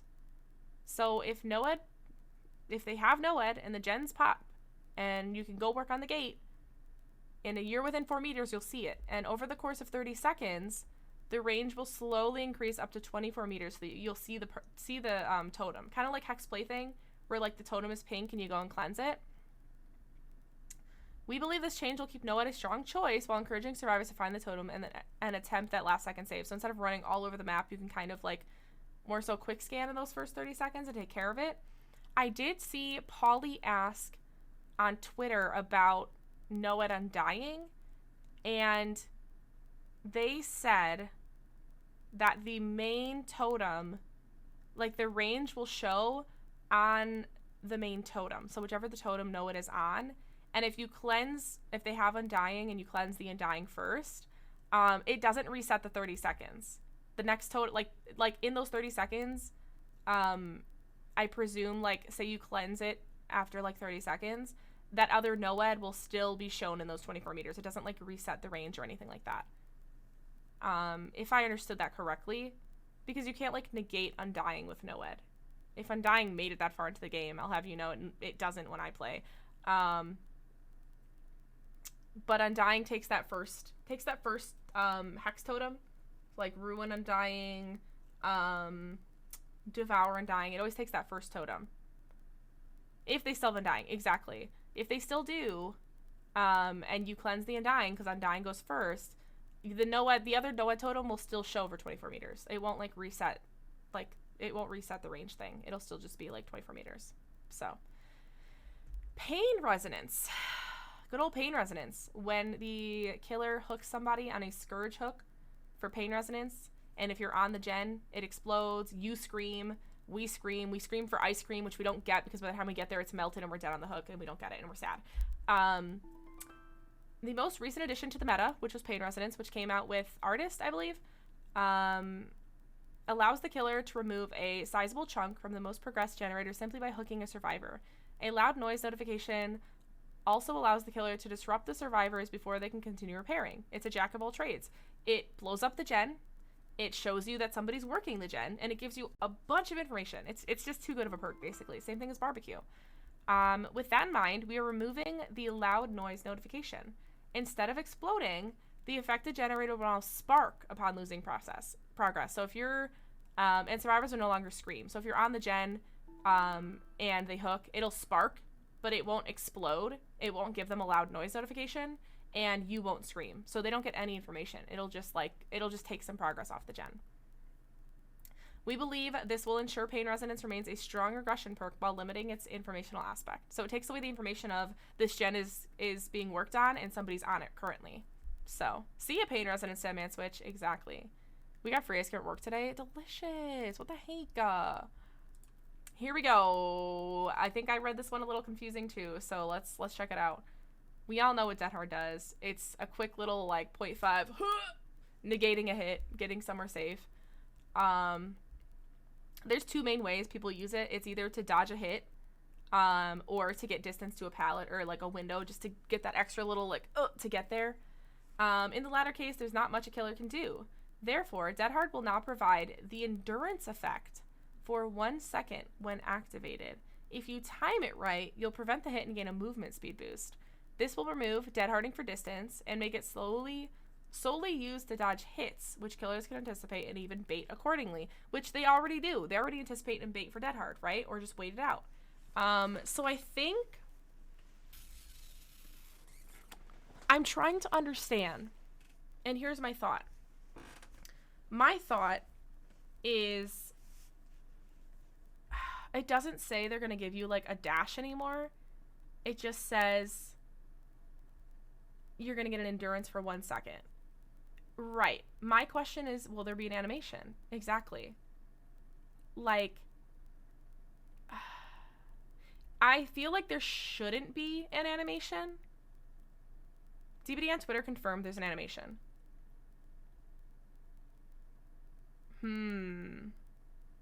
Otherwise, it's totally dependent on using it at the exact right moment. I think there shouldn't be an animation. I think there shouldn't be, because if there is, then killers will, like, wait it out like they already do. Which, maybe they're doing that to get less people to use it, because it's already being used so much. But that was my thought. My thought was, like, if there's no animation, and it's just, like, you press a button at the exact time the killer hits you, and you have 1 second to do it. And if they don't see, then it works. But then, wouldn't everybody run it? Because they wouldn't see that you have it and that you use it? Yeah, I don't know. Because then it would probably be too powerful again. If there wasn't an animation. So maybe they keep the animation so killers know not to hit when they do it. Feels like it should be a new perk completely to me. What about ping issues? 1 second, so easy to go either way. Yeah. I guess they should keep the animation, because if they take it away, it'll be too, like... You'll just be like, oh, the killer's behind me, I'm gonna press my button. Oh, there I go. And then everybody would run it. Which is already the problem, is that everybody runs it. So maybe they're keeping the animation, and instead of negating a hit, you take, like, an endurance hit, which also is very important to think about, because they're taking an endurance hit, which means they have to go mend now. If they get away from the chase, they have to mend. As opposed to, like, if they get away, they're just gone, and they're just on to doing whatever. So this will be interesting. So it'll be the same animation. Well, I guess it'll be some type of animation, because the animation is like a 0.5 second, and this is giving a 1 second endurance. We'll have to see this in play. We will definitely have to see this in play. I'm not somebody who runs dead hard. I would say the only time I run it is usually on Mondays when I do, like, No Mither Monday. That's the only time I run it, is because I'm already injured, so it would make sense to run it. So, you guys know I'm a fixated sprint burst gamer. Like, this whole dead hard meta, like, I don't give a crap for it. So, little dab, but they don't dash forward. Yeah, I don't know. I guess we'll have to see this in play. This is very interesting. This had to be the hardest one for them to figure out how to get it to work. So, we'll see the MPTB as well. Alright, Decisive Strike. As you guys know, after being unhooked, it activates for a long duration, 60 seconds. This was to take care of tunneling, right? Which now isn't going to be a thing. So, I mean, it still will be a thing, but, like, they're giving us built-in borrowed, so that's nice. Moving forward, Decisive Strike will now deactivate once the exit gates are powered. In addition, the stun duration has been reduced from 5 to 3. We'll also be simplifying the description of the perk. Decisive Strike will now be cancelled by conspicuous actions, which, if you're like, well, what's a conspicuous action? Let me scroll you all the way back up to where they explain what conspicuous actions are. Repairing a generator, healing yourself or others, cleansing or blessing a totem, sabling a hook, unhooking others, opening an exit gate. Literally anything that progresses the game on your side is a conspicuous action. That's what conspicuous actions are. So if you do anything to progress the game, you lose your decisive. And it will also deactivate once the exit gates are powered. So it won't even help with, like, getting out the exit gate or something like that. It's going to have way less point now, which I think is good because a lot of people are still running it. Now, the long and awaited borrowed time, because now we have built-in borrowed time for 5 seconds. Why do we need borrowed time anymore? Much like Decisive Strike, this perk gets as much of its popularity by granting counterplay against camping. Considering a lighter version, it has been added to the Survivor's base kit, we need to update the perk. Borrowed time will now extend the duration of the endurance effect of unhooked survivors by 10 seconds and increase the movement speed bonus by 10 seconds for any survivor you unhook. So now that 5 seconds becomes 15 seconds. You get a 15-second endurance hit and a 15-second 7% haste. So it increases that. It increases that. These effects will be canceled if they perform a conspicuous action. I'm about to get shirts made that say conspicuous actions here. While the overall duration is longer than before, we expect that having a lighter version of the base kit will cause the usage rates to drop. So there's your borrowed time. Still has purpose. It could still get like a crazy haste and things like that, but not as much purpose. Iron Will. Iron Will, y'all. Iron Will currently makes you silent. If you're injured, the only way you could tell if someone's injured is if they're bleeding all over the floor, because they're not making sounds, they're not making grunts of pain, they're just bleeding. They're quietly bleeding. Like they're just a bad bee. They hold it in. You don't know what's happening. This perk allows skilled players to mind game more effectively in many areas by silencing grunts of pain. To address its high usage rates, we are lowering the grunts of pain reduction to 75%. Additionally, Iron Will is no longer active when exhausted, though it will not cause exhaustion. It's not an exhaustion perk, but if you use some type of ability, it doesn't work anymore. Iron Will users, I'm gonna hold my insides and be quiet real quick. Yeah, Spirit mains are going crazy. I mean, Fixated Sprint Burst is great against Spirit in my opinion, so. Basically, Iron Will was too powerful. It's very powerful. And if you've ever used tier 1 of the perk, it's like 50%. Tier 2 was like 75%. If you've ever not used like the purple version of it, that's basically what it's gonna be. But on top of that, if you sprint, if you life, if you dead hard, if you use some type of exhaustion and you're exhausted, it will then deactivate. So I think this is fair. There's times when killers lose people because of this, which I think is cool, but also if they've already like used their whole kit and you still can't catch them, is that really fair? Is that really fair? You know what I mean? My crutch, oof. It's a weird way to go about. Yeah. The deactivation during exhaustion's a bit weird. I think it's fair. I think it's fair. Killers using exhaustion perks and add-ons is a waste perk? Wait, what? Especially bad on maps like the swamp. I think the exhaustion thing is because, like, if they've made it that far into the chase, they've used their exhaustion perks, they've used everything, they shouldn't be able to rely on a grunt of pain perk to, like, get them out of the chase. You know? Oh. We do see a lot of Fearmonger lately. Oh, jeez. That's gonna counter it. Yeah. I didn't even think about that, Gibby. Fearmonger. Sorry, Veronica. Fearmonger is gonna come even more into play. I never used Iron Will till it was purple anyway. Oh, I've used it before. And then killer add-ons do exhaustion too. Yeah. I know too many people run this. The problem is too many people run these perks and they're doing anything possible to make these perks seem like other perks. That's what they're doing right now, so. I need some water before I get into this one, because I swear to God, if I still see you running self-care after these changes, I don't know you. I literally don't know you anymore.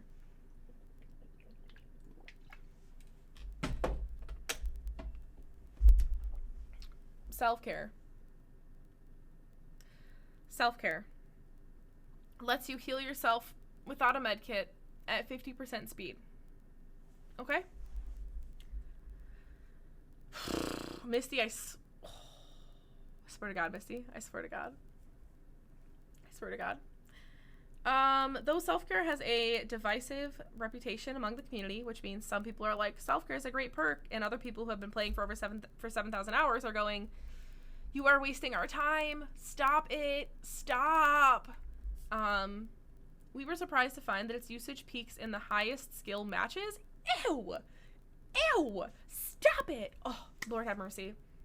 Having a consistent and reliable way to heal at will is a powerful tool in the right hands. No, it's not. It's really not, let me tell you.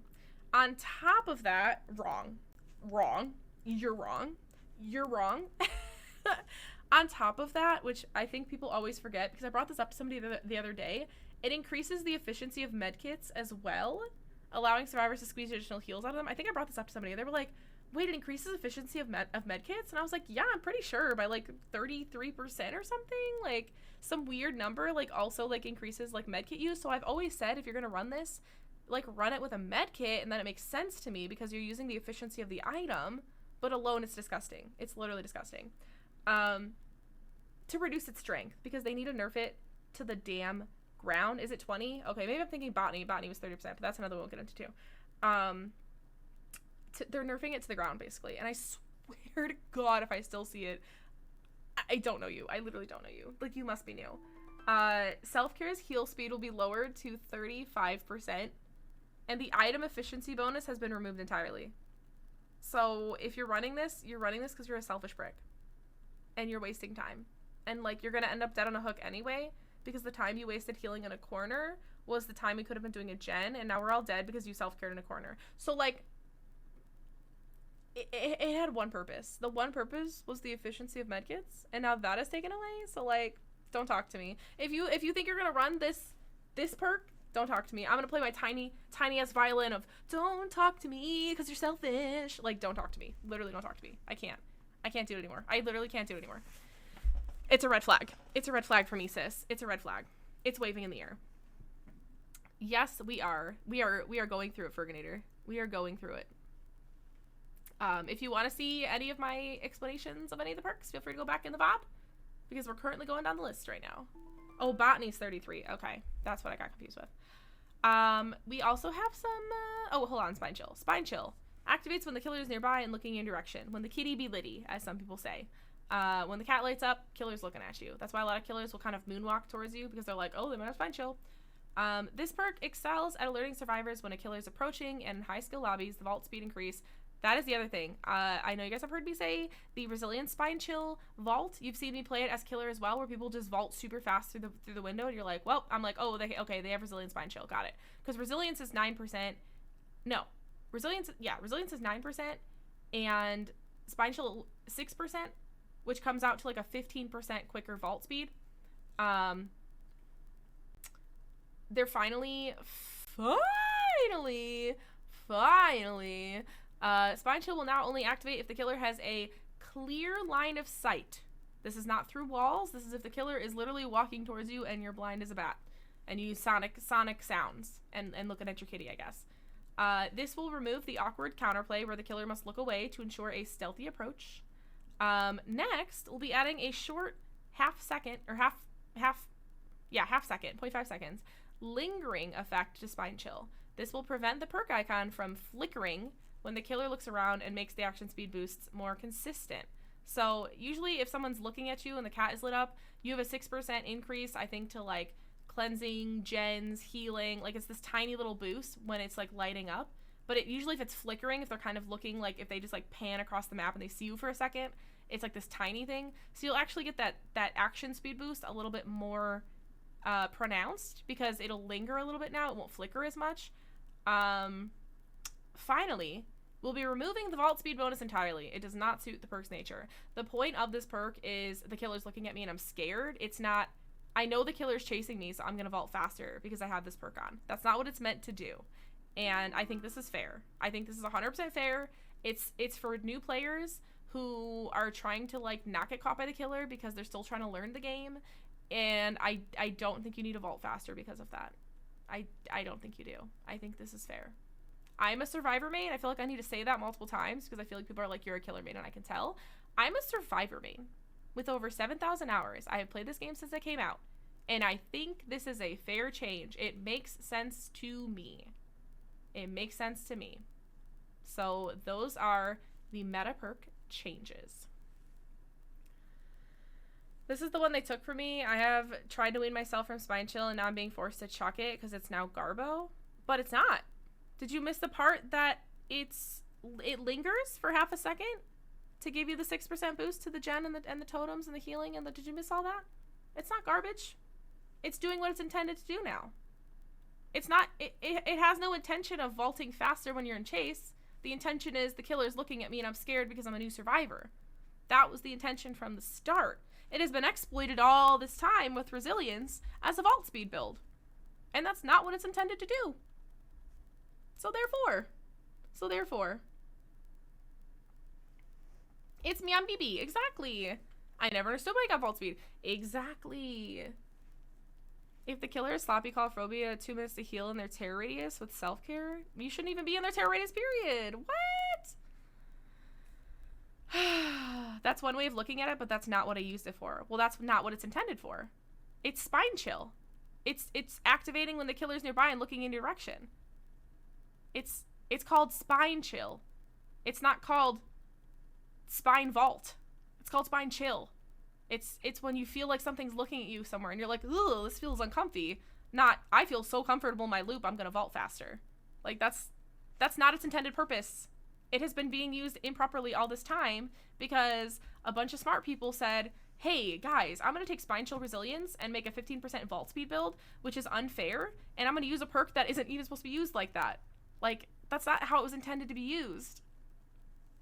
So, that's my opinion on it.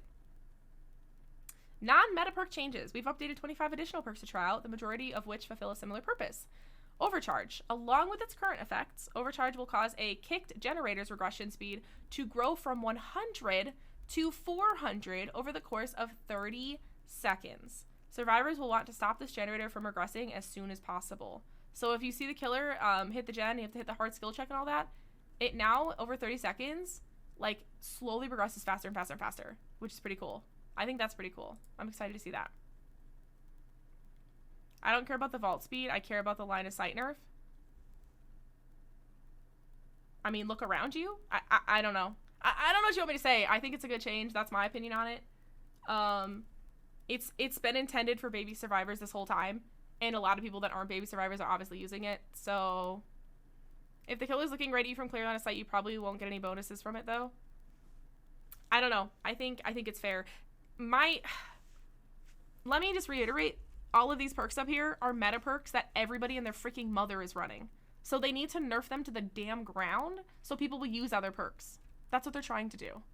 That's the point of getting rid of the meta, is getting rid of these perks that are being either improperly used or used wrong. Like, I don't know what you want me to say, but you have to nerf it to the ground if you expect people to stop running it, because everybody's running it. Like, we all saw the same charts, right? We all saw the same graphs here. We all saw this, right? You guys see that, like, 1 in every 4 survivors is running Spine Chill. For literally what? For what purpose? Not the purpose it's intended for. So, I don't know. That's my opinion on it. Eruption. Released with fairly safe numbers, but upon reflection, we're comfortable with increasing them up to the generator regression to 10% and the incapacitated to 25. 25. I think the current eruption is like 10 or 15. You now have almost half a minute that you can't do anything. You can't do anything. That is insane. That is insane. I feel like I barely see eruption, so I'm excited to, like, I guess, see more use out of it. Overcharge would be rough if it gets it. Yeah. Call of Brine and Overcharge stack? No. I don't think I don't think so. I'm assuming Overcharge would. Overcharge has a cooldown, I believe, of 30 seconds. If I'm not mistaken. Does Overcharge have a cooldown? Because it's over the course of 30 seconds. I feel like Overcharge will have a cooldown. Call of Brine doesn't have a cooldown. So I feel like Overcharge would take precedent when it's off cooldown. I haven't faced Eruption in a while. I see it very rarely, I would say. But I do still see it sometimes. So I'm excited to see that more. This, I don't know how I feel about this. And hear me out. I'm a little nervous with the hook changes that we're going to run into, like, a slugging meta. Because if killers are like, well, if I can't tunnel, I'm just going to slug them. And that scares me. And then on top of that, they buffed Knockout, which, like, in addition to its current effect, Knockout will cause dying survivors to crawl 50% slower for 15 seconds and reduce their recovery speed by 25%. I don't know how I feel about this. I feel like we're going to enter a slugging meta. I'm going to say right now, throw on your tenacity and breakables because, I mean, obviously, like, in a month, because this isn't out right now. I feel like we're going to enter a slugging meta. Like, I feel like that's what's coming next. So we will see. Also, like, I still see Knockout to this day, like, so I don't really know why it needed a stronger purpose. I don't know. Colorophobia, I would say I see very rarely. To make healing the killer's hit radius even more unappealing, Colorophobia will now increase the speed of skill checks by 50% on top of its current effect. So you'll get even more skill checks. Ew, I hate his face. So creepy. So creepy. Farm forever value? True. Already crawl super slow and heal pretty slow? Yeah. Even just not being able to see where they're at? Yeah, exactly. I feel like other perks could have used love instead of knockout. I agree. I don't think knockout needed love. I think knockout already did what it was supposed to do. Like, it muffles you. It, like, makes you, like, muffled for, like, 10 seconds or something, or 5 seconds. I don't know. I don't think it needed that. Dark Devotion. If you don't know what Dark Devotion does, basically, when the killer hits the obsession carries the tear radius. I don't know if it's for, is it for 30 seconds or 60 seconds? Until the killer hits somebody else. I'm not entirely, I don't have the exact numbers, but basically the killer hits the obsession carries the tear radius, which means that the killer runs around with no tear radius for 30 seconds, 60 seconds, something like that. It's great for confusing Sneak About survivors. The basic attack requirement makes it unappealing for certain killers. You have to M1. You're not like M2ing, you're not like chainsawing somebody. You have to M1 in order to use it.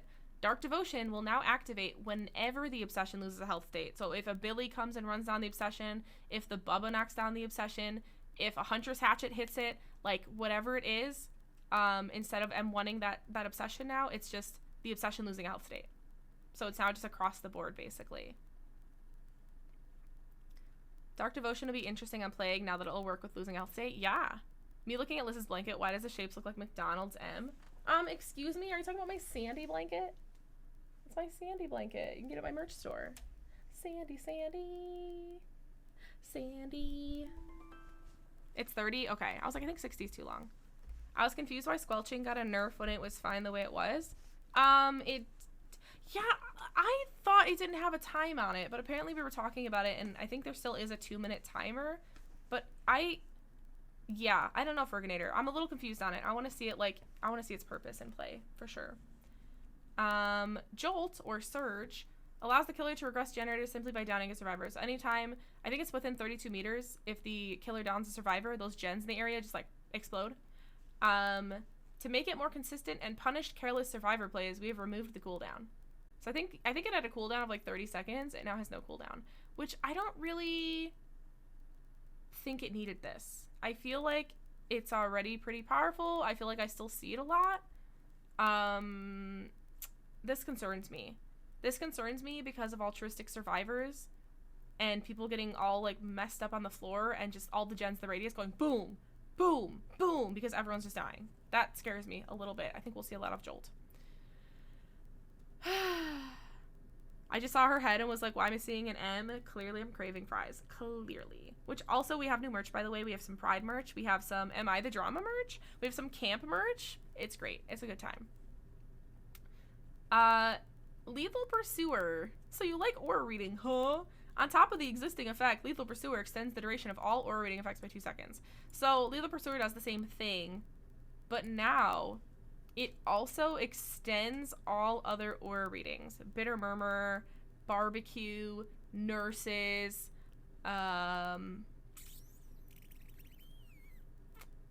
Floods of Rage, any aura reading perks. This is basically going to give it a buff of an extra 2 seconds if you're running this. So I feel like Lethal is going to become the new Barbecue. Because it's, I feel like we see enough Lethal that it didn't need a buff. And now they're buffing it. They're like, oh, have Lethal and also have extra 2 seconds. Why? Isn't that just what you took away from a half of these perks? Isn't that what you just took away from Barbecue? You took away the blood points because it was too enticing? You're giving an enticing factor to Lethal, and now Lethal's going to be meta. No. This is going to increase aura reading effects by 2 seconds. So Lethal is 7 seconds. But now if you run Lethal Barbecue, and Barbecue is 4 seconds, Barbecue is now 6 seconds. If you run Nurses, that's going to show up longer. If you run Floods of Rage, and that shows for like 4 seconds, that now shows for 6 seconds. It tacks on an extra 2 seconds to any other aura readings that you have. Yeah. And I don't understand why it needs that. There already is people that run Lethal. I see Lethal a lot. I'm surprised it wasn't in top 10. I don't think that's true. Nurses is like a distance thing. Gonna count to 6? Yeah, now you have to count to 6 all the time. The new Dredge Locker aura perk? Yes. What is that called? Darkness something? Yeah. And add-ons too. Yeah. All aura reading effects. Darkness revealed, all aura reading effects. So anything that you have that that increases aura, or that shows, that gives aura for like X amount of seconds, add 2 seconds if you're running lethal. So, I don't know why they did that. That I don't understand.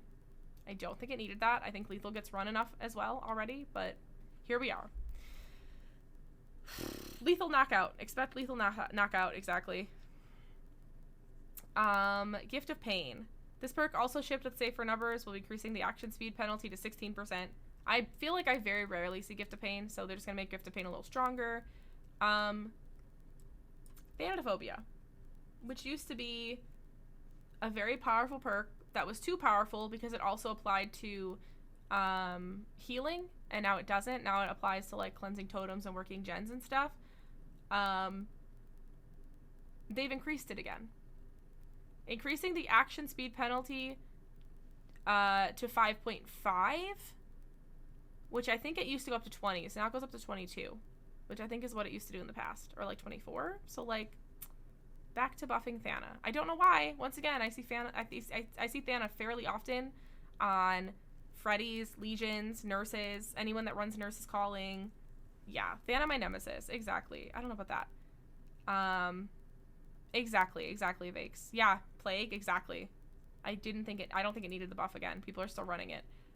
This Thana is for every injured survivor. Your actions are slower. So every survivor that's injured, actions are slower by 5.5%. So if everybody in the game is injured, it's going to take you 22% longer to cleanse a totem, open a chest, do a generator, like anything that's not like of the healing side. Yeah. This I find very interesting. I would say out of all of the killer perks, you never, ever see Monster Shrine, which you're probably going, what the heck is Monster Shrine? Basically, if the killer hooks you in the basement, your hook states are faster, and it increases your chance of failing of unhooking yourself. Which I think I put out a TikTok at one point where actually, I think I like 2 or 3%ed off of a Monster Shrine hook, which I thought was really cool. And it's on my TikTok, so you should go and check that out. But basically, you have like very small chance to get out. Your hook states are faster. People have to save you faster. Practically nobody runs this because it only works if you basement hook them. So now, long have we waited. Monster Shrine has received a rework. This perk will now convert all basement hooks to Scourge hooks. Additionally, Scourge hooks will now grant 20% faster entity progression, but only if the killer is not within 24 meters. So in order for this to get its full benefit, the killer has to not be around. 20% faster on a 60-second state would be 20, no. Hold on. What's 10% of 60? 6? So 12? 12 seconds off. So 48 seconds? Yeah. So instead of having 60-second hooks, you would have 48-second hooks. So people have to save you faster. Only if the killer's not within 24 meters. So obviously the killer has to like leave and stuff. So I'm thinking more like 50-ish seconds. Because they have to still like get away from you.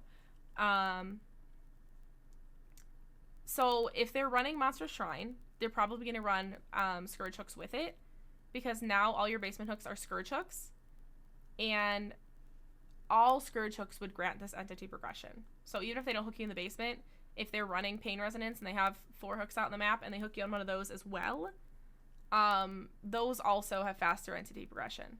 So this will be very interesting to see in builds. I feel like we'll actually start seeing Monster Shrine. 20% is actually a big deal. Yeah. Someone needs to go now or they'll be second pretty quick. Exactly. It prevents camping. Yeah. I mean, it should, because it's really fast hook states. So I think that was their way of making it so you don't camp it out. I can see this pairing with Make Your Choice. I don't know about that. I'm not sure. I think it's going to get paired with a lot of Scourge hooks, obviously. I could see Floods of Rage, Pain Resonance, Gift of Pain, Monster Shrine. There you go. There's a build. There's a build right there. 8 scourge hooks in total. Correct. Correct. I think this is a nice rework. It seems all right. Not super strong, but still fits into some builds. Yeah. I think I can see like a scourge hook build just like that. And they're increasing the Gift of Pain one. So I think that'll be very interesting. Dredge will go 25 meters away and aim at the basement lockers. You can't go to those if somebody's hooked on them. And also you could lock them. So she needed that. It was a meme perk. I know, poor Monster Shrine. Poor Monster Shrine. And they can't be destroyed either. Exactly. Good change. Almost a completely unused perk viable. Yeah, I'm very interested to see this. Very interested to see this. Survivor. We have Calm Spirit, which used to basically make it to where like crows won't squawk. So if they're running like spies, things like that. The animals around you, and also when the killer downs you, you don't like scream. So like Infectious Fright. I believe Freddy's Pools of Blood, you don't scream when you step in them as well, because that's also Calm Spirit. If the doctor shocks you, Calm Spirit, when you get on hook, you don't scream. In addition to all of that, you can now open chests and cleanse and bless totems silently at 40% reduced speed. 30, 35, 40. At 40% reduced speed.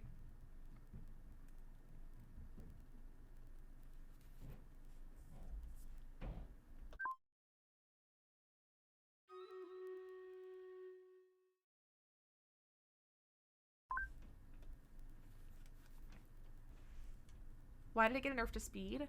I think because it would be too powerful otherwise. Because everybody would run Calm Spirit with like Circle of Healing and just like quietly bless totems. Like it would just be too strong. Doesn't Calm Spirit counter Doctor very well also? Yes. And Freddy Pools. And Infectious Fright. It counters a decent amount of stuff, but it has to be like the right stuff. Like every perk counters something in a slight way, right? So I think if it didn't have the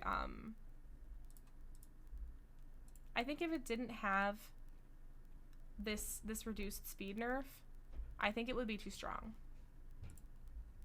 So I think that's why they did that, to be like, oh, you can cleanse and bless quietly and open chests quietly. Like you can be quiet, but it's gonna cost you to be quiet. Location is still a given, just no scream. No, I don't think so. Unless the doctor has like the add-ons where you can see his doctors and stuff like that. I don't think it gives you location. I don't know. I don't think so though. I don't think so. Saboteur can now identify scourge hooks. Their auras are shown in yellow when a survivor is being carried. Use this information to your advantage to prevent scourge hooks from being activated. So now, I feel like Saboteur might be more useful, not only for saboing, but for seeing what perks a killer has. If you run Saboteur, you're like, oh, the killer's running some scourge hooks because I can see them. Unless they have Monstrous Shrine. But you still have 4 scourge hooks on the map. And if you see the basement hooks also scourge hooks, then you know the killer has Monster Shrine. So I think that's good. I think that's good. Botany Knowledge now increases healing by 50%, up from 33. So now if you bring Botany, you know what I'm worried about? I'm worried people are gonna run self-care with Botany. Botany doesn't work on self-care. It only works on healing items, right? It doesn't work on yourself. It works on healing other people. Like, I might run Botany. I don't know. I guess I'd probably rather run Will Make It. I don't know. Botany's pretty good, though. Like, I don't need to run Borrowed Time anymore. So I'm like, do I run Botany for 50% increased healing speeds? I might want to run that. My worry is, like, can that be paired with self-care? Which was at 50%. So if people run 35 and then a 50%, I don't know. I'm a little nervous on that. I don't think Botany works on self-care. I think it works on healing others. If I'm not mistaken. If somebody could help me remember on that, but it works on self-care. Now I'm afraid people are gonna run self-care botany. People are still gonna run self-care. Thanks, I hate it. Off the record, I find these two very interesting. Upon being unhooked, gain endurance for 80 seconds.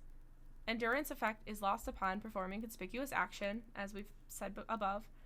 While this is a lengthy endurance effect, any game progression will cancel it prematurely, making it purely for evading the killer after being unhooked. So this is like a very like leave me alone vibe. So 2 perk slots, I hope not. What's to say? What's to say? CJs! Thank you so much for 14 months. Thank you, thank you, thank you. How are you? It's very lengthy, but if they do anything to progress the game, it gets taken off. So this is very like leave me alone, I guess. The new DS? Conspicuous actions? Conspicuous actions are repairing a gen, healing yourself or others, cleansing or blessing a totem, stabbing a hook, unhooking others, or opening a gate. It doesn't say opening a box. It doesn't say opening a chest. But anything that progresses the game, basically.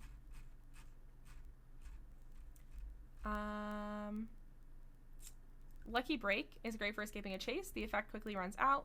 We're giving survivors a way to recharge Lucky Break. I think Lucky Break is great, but it does like run out super fast. Each second spent healing another survivor increases Lucky Break's duration by 1 second. The total time cannot exceed the starting duration. I think this is awesome. I'm really interested to see people, I guess, actually run Lucky Break, which I don't know if it hides, I think it hides your blood and grunts of pain. Off the record, made it for, I think when you were unhooked, you like, these two always confuse me. They're very close to each other. They're very close to each other. I don't entirely, no blood, no scratch marks with Lucky Break. I don't remember what Off the Record did, but Off the Record activates for 80 seconds. Your aura will not be shown to the killer if they attempt to read it. When injured, grunts of pain are reduced by 100. So that's Off the Record. And then Lucky Break hides scratch marks for a time too. Yeah, so you can increase the time by 1 second for each second you heal somebody else.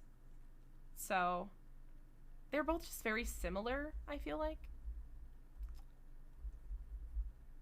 You go quiet, no blood, no scratch. And it's got, I think, 80 seconds on it. Right?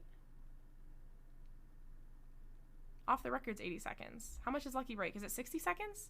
Lucky Break is 60 seconds. So this is 80 seconds when you get unhooked. Killer doesn't see your aura. You don't make sound. But you bleed. This one, you don't bleed. You don't make sound. And there's no scratch marks. Which is why they put it to 60 seconds. Because otherwise it would be too powerful. And then it deactivates. This one's every time you get unhooked. And this one deactivates after 60 seconds. Yeah, it was too strong. Right. So now you can increase time by 1 second each time you heal somebody. So that'll be cool. Pharmacy. Pharmacy was the first chest you search in the match. Gives you a green medkit. And I think you search chests like 50% faster or something. Pharmacy used to guarantee an emergency medkit the first time you search a chest, which you'd either hope nobody takes before you need it or hide in a far-off corner like a medkit goblin. Now, Pharmacy will activate whenever you're injured, guaranteeing an emergency medkit when you search a chest. This effect can happen multiple times in one trial. Good luck stealing my medkit now, Meg.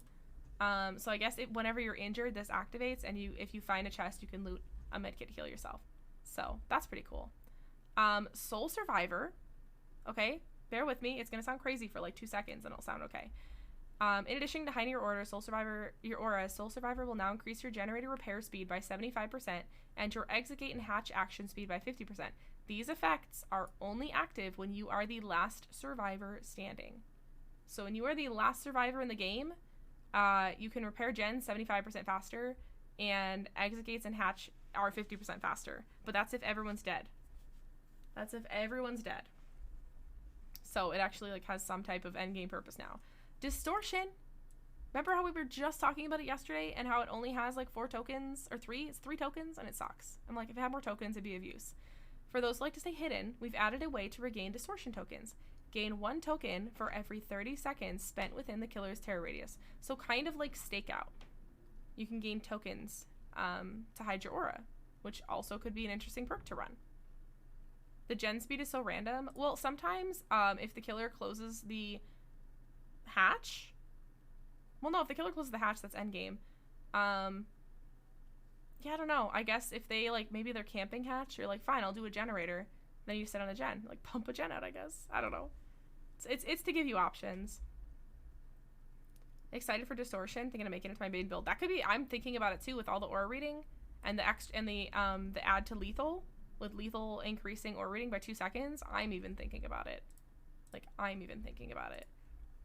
Lightweight. In addition to Lightweight's existing effects, your scratch marks will be more sporadic, making you harder to track. Your scratch marks will also fade 5 seconds sooner, up from 3 seconds sooner. So it used to be 5, 4, 3, and now it's 1, 2, 3.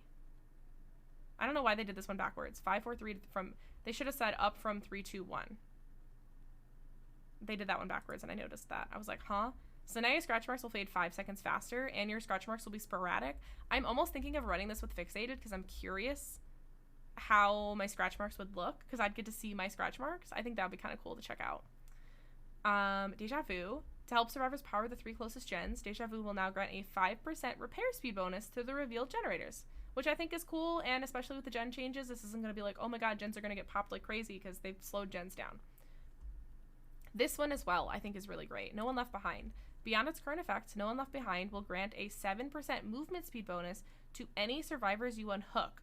Additionally, the perk now activates when the gates are powered rather than open. So when the gens are done, you don't have to worry about opening a gate. This is like once the gens are done, this comes in, which I think is like extra blood points to like unhooking and healing and helping survivors out. So if you unhook somebody, they get a 7% movement speed, which is pretty cool. This stacks with the base 7%, but that base 7% is only for 5 seconds. This, I think, is till the end of the game, I would say. Dark Sense. We've changed the way Dark Sense works. When a generator is powered, Dark Sense activates the next time the killer comes within 24 meters of you. Their aura is revealed for 10 seconds, then deactivates. I think that's pretty cool. Misty's favorite perk, Tenacity. In addition to the current effects, Tenacity now reduces your grunts of pain by 75% when in the dying state. Combined with the increased crawling speed, this perk will now be much more effective in crawling away from the killer. As I said, we're probably going to enter a slugging meta in a month when this comes out, and I think Tenacity is also going to be a very, very strong perk to run. So we will see. Hope is great for those who like to make late game saves, but the limited duration, which I think is like 2 minutes, can cause it to expire at an inconvenient time. Since this perk is only useful at the end of the match, we've removed the duration entirely. So at the end of the match, again, you'll just get haste to get out. So watch me slug away even better. Dude, Misty, I'm about to say all of us run Tenacity because we all gonna get slugged. For real. Overzealous, in its current state, cleansing a totem grants you a repair speed bonus of 8%. Now, that bonus doubles if you cleanse a hex totem. So if you find a hex totem and cleanse it, you will be working the gen 16% faster until the killer injures you. Farm Forever. Much like barbecue and chili, this perk features a massive blood point bonus. We do not want blood points to dictate which perks are used. We have removed the bonus blood points from We're Gonna Farm Forever. This change will release at the same time as the progression overhaul, which is expected to cut the grind by about 75%, with matchmaking incentives providing an additional avenue for blood points. Additionally, actions that previously granted a token will now activate the perk's secondary effect. While active, healing a survivor from the dying state grants them the endurance effect, so kind of like backwards soul guard, for 10 seconds. The secondary effect of Farm Forever then deactivates. So I think this only happens once? No, it's each token. Actions that previously granted a token will now activate the perk's secondary effect. They can only use it once, right? Because it says it deactivates. So only once? If you run Hope and get unhooked with No One Left Behind, yes, Jinx, that is correct. As far as I've seen, yes. We realize with these following changes, a new meta will surely rise. We'll be closely monitoring the performance of each updated perk to ensure that none fall too far out of line. Moving forward, we hope to make meta-shaking updates like this one a more frequent part of our plans in order to keep gameplay feeling fresh. That is the end. It reactivates every token. Actions that previously granted a token will now activate the secondary effect. The secondary effect then deactivates. I don't know. We'll have to see that in play. We'll have to see that in play. Stack 4 tokens. No, I think it's just every time. Marcel! Marcel, thank you for the raid. Welcome on in. How are your games? Wow. Zelen, really? Zelen, you're fired. You're fired.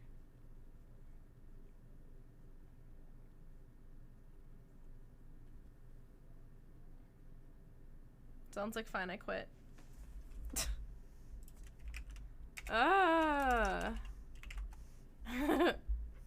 American Theft 80s action. What is that? I'm on mobile. It shows. I'm just kidding. You're fine. You're fine. Where you only get one? That's what I'm thinking. I think you only get one. Oh. I see what you're saying. While active, healing a survivor from the dying state grants them endurance for 10 seconds. Actions that previously granted a token will now activate the secondary effect. And then it deactivates. Okay, so you can do it more than once. Okay, but you have to take a protection hit or you have to unhook them. It's not like pick them up off the ground and hand it to them. Okay. Did DBD listen to all of your suggestions? Yes, they did. They did. We actually just finished reading, thank God, because I would love to play some. I would love to play some DBD.